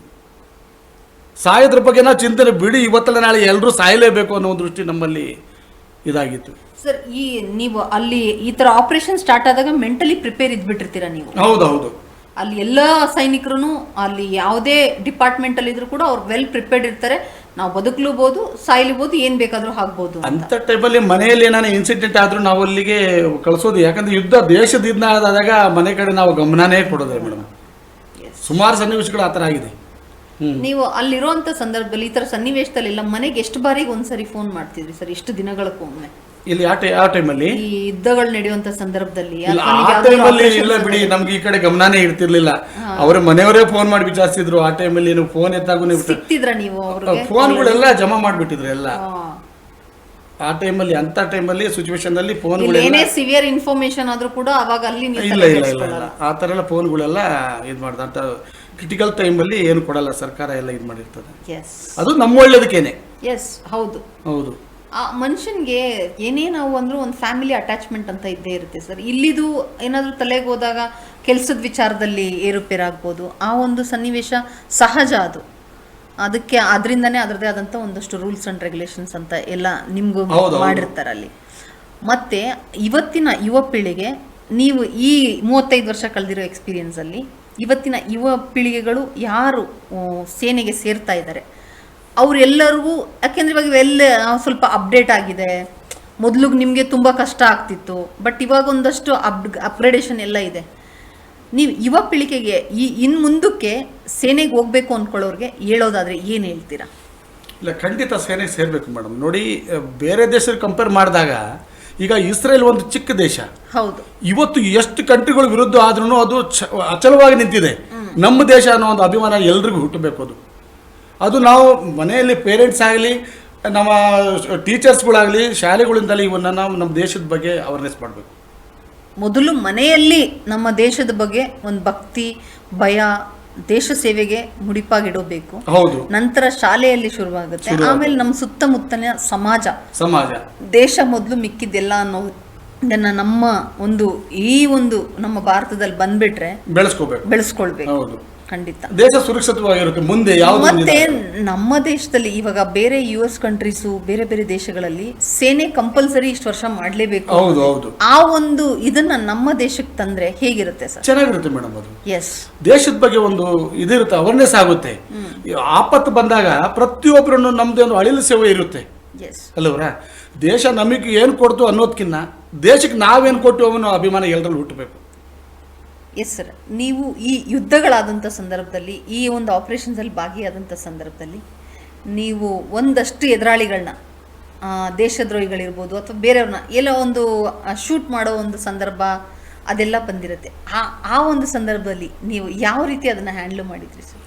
ಒಂದು ಸರಿ ಏನಾಯಿತು ಅಂತಂದರೆ, ನಮ್ಮ ಸೀನಿಯರ್ ಅಧಿಕಾರಿನ ಈ ಕಲ್ಲೆಸಿತಿದ್ರಲ್ಲ, ಆ ಸಿಚುವೇಶನ್ನಲ್ಲಿ ದೊಡ್ಡ ಬ್ರಿಡ್ಜ್ ಆ ಕಡೆನೂ ಒಂದು 10,000 ಜನ ಸುತ್ತಕೊಂಡಿದ್ದಾರೆ ನಮ್ಮ ಸೀನಿಯರ್ ಅಧಿಕಾರಿನ. ಬರೀ ಕಲ್ಲು ಎಸೆಯೋದೇನೆ, 10,000 ಜನ ಕಲ್ಲು ಆ ಕಡೆ ಈ ಕಡೆ, ಬರೀ ಗಾಡಿ ಮೇಲೆ ಕಲ್ಲು ಎಸೆಯೋದೇನೆ. ಅವಾಗ ಫೈರ್ ಮಾಡೋ ಆರ್ಡ್ರ್ ಇಲ್ಲ, ಆದೇಶ ಇಲ್ಲ ನಮಗೆ. ನಾನು ಅವಾಗ QAT ಅಂದರೆ ಕ್ವಿಕ್ ಆಕ್ಷನ್ ಟೀಮ್ ಅಂತೇಳಿ ಒಂದಿತ್ತು. ಎಲ್ಲಾದರೂ ಏನಾದರೂ ಅಪಘಾತ ಆದಾಗ ತಕ್ಷಣ ನಾವು ಹೋಗ್ಬೇಕು. ಅದರಲ್ಲಿ ನಾನು ಕಮಾಂಡ್ರು. ನಾನು ಮತ್ತೆ ನಮ್ಮ ಫ್ರೆಂಡ್ ಒಬ್ಬರಿದ್ದು ಶಿವಮೊಗ್ಗದ್ರ ಮೂರ್ತಿ ಅಂತೇಳಿ, ಅವರು ಒಂದು ರೀಸೆಂಟಾಗಿ ರಿಟೈರ್ಡ್ ಆದರು. ಮತ್ತು ಆ ಥರ ಆದಾಗ ನನಗೆ ವಾಕಿ ಟಾಕಿಯಲ್ಲಿ ಮೆಸೇಜ್ ಕೊಟ್ಟರು ನಮ್ಮ ಸಾಹೇಬರು, ನಾಯಕ್ ಬೇಗ ಈ ಜಾಗದಲ್ಲಿ 100 ಭಾಗ ಅನ್ನೋ ಜಾಗದಲ್ಲಿ ತುಂಬ ಗಲಾಟೆ ಆಗ್ತಿದೆ, ಬೇಗ ಬನ್ನಿ ಅಂತೇಳಿ. ನಾನು QRT BP ಗಾಡಿ ಇತ್ತು ನಮ್ಮಲ್ಲಿ. ಹೋದಾಗ ನಮ್ಮ ಗಾಡಿನೂ ಸುತ್ಕೊಬಿಟ್ರು. ನಮ್ಮ ಗಾಡಿನೂ ಬಂದುಬಿಟ್ಟು ಹೋಗ್ತಾರೆ ಆ ಕಡೆ ಹೋಗಿ ಕಲಿಸಿದ್ರು ಜನ. ನಮಗೂ ಮುಂದ್ಗಡೆ ಎಲ್ಲ ಕಲ್ಗಳು ಹಾಕ್ಬಿಟ್ಟು ನಮ್ಮ ಗಾಡಿ ಮೂವ್ ಮಾಡೋದಕ್ಕೆ ಅವಕಾಶ ಕೊಡಲಿಲ್ಲ. ಮತ್ತು ಏನು ಮಾಡೋದು, ನಮ್ಮ ಕಮಾಂಡ್ರ್ ಒಬ್ಬ ಡ್ರೈವರ್ ಒಬ್ಬಿದ್ದ, ಯಾರು ಪಂಜಾಬ್ನವನು. ಅವನೇನು ಮಾಡ್ದ, ಸರ್ ಏನು ನಾನು ಕಮಾಂಡ್ರ್ ನನಗೆ ಕೇಳ್ದೆ, ಸರ್ ಏನು ಮಾಡೋದು ಅಂತೇಳಿ. ನಾನೇನು ಮಾಡೋದು, ಸರಿ ಸಾಹೇಬ್ರು ನೋಡಿ ಅವರು ಆಪತ್ತಲ್ಲಿ ಸಿಕ್ಕಾಕೊಂಡಿದ್ದಾರೆ, ಅವರು ಹೆಂಗಾದರೂ ಮಾಡಿ ಅವ್ರು ರಕ್ಷಣೆ ಮಾಡಬೇಕು. ನಾನೇನು ಮಾಡಿದೆ ನೋಡಿ, ಅವರು ಸರ್ದಾರು ಪಂಜಾಬ್ನವರು. ಈಗ ಒಬ್ಬರು ಸತ್ರು ಅದೇ ಕೇಸು, 10 ಜನ ಸತ್ರು ಅದೇ ಇದಪ್ಪ, ನೀನು ಒಂದು ಕೆಲಸ ಮಾಡಿ, ನೀನು ಗಾಡಿ ಸ್ವಲ್ಪ ಪಾರ್ಸಾಗಿ ನಡಿ ಅಂತ. ಒಬ್ಬ ಮುಂದ್ಗಡೆ ಬಂದುಬಿಟ್ಟೆ, ಗಾಡಿ ಮುಂದ್ಗಡೆ. ಯಾಕಂದ್ರೆ ನಮಗೆ ಬೇರೆ ದಾರಿನೇ ಇಲ್ಲ. ನಮ್ಮ ಗಾಡಿಗೂ ತಡೆಗಟ್ಟಿಕೊಂಡಿದ್ದಾರೆ, ನಮ್ಮ ಸೀನಿಯರ್ ಅಧಿಕಾರಿನೂ ತಡೆಗಟ್ಟಿಕೊಂಡಿದ್ದಾರೆ ಇಲ್ಲಿ. ಆ ಕಾರಣಕ್ಕೆ ನಾನೇನು ಮಾಡಿದೆ, ನಾನು ಆರ್ಡರ್ ಕೊಟ್ಟೆ, ನೀವು ಗಾಡಿ ಇದು ಮಾಡಿ ಓಡಿಸು ಅಂತೇಳಿ. ಒಬ್ಬ ಮುಂದ್ಗಡೆ ಬಂದ, ತಿರ್ಗಿ ಇನ್ನೊಬ್ಬ ಬಂದ, ಆಮೇಲೆ ಎಲ್ಲ ದಾರಿ ಬಿಟ್ಟು ಓಡ್ಬಿಟ್ರು. ನಾನು ಹೋಗ್ಬಿಟ್ಟು ಅಧಿಕಾರಿ ಸರ್ ಈ ಥರ ಸಿಚುವೇಶನ್ ಇತ್ತು, ಪರವಾಗಿಲ್ಲ ಏನು ಮಾಡೋದು ಅಂತೇಳಿ. ಮತ್ತೆ ನಮ್ಮ ಇನ್ನೂ ದೊಡ್ಡ ಅಧಿಕಾರಿಗಳು ಬಂದು IG DIG ಎಲ್ಲ ಬಂದುಬಿಟ್ರು.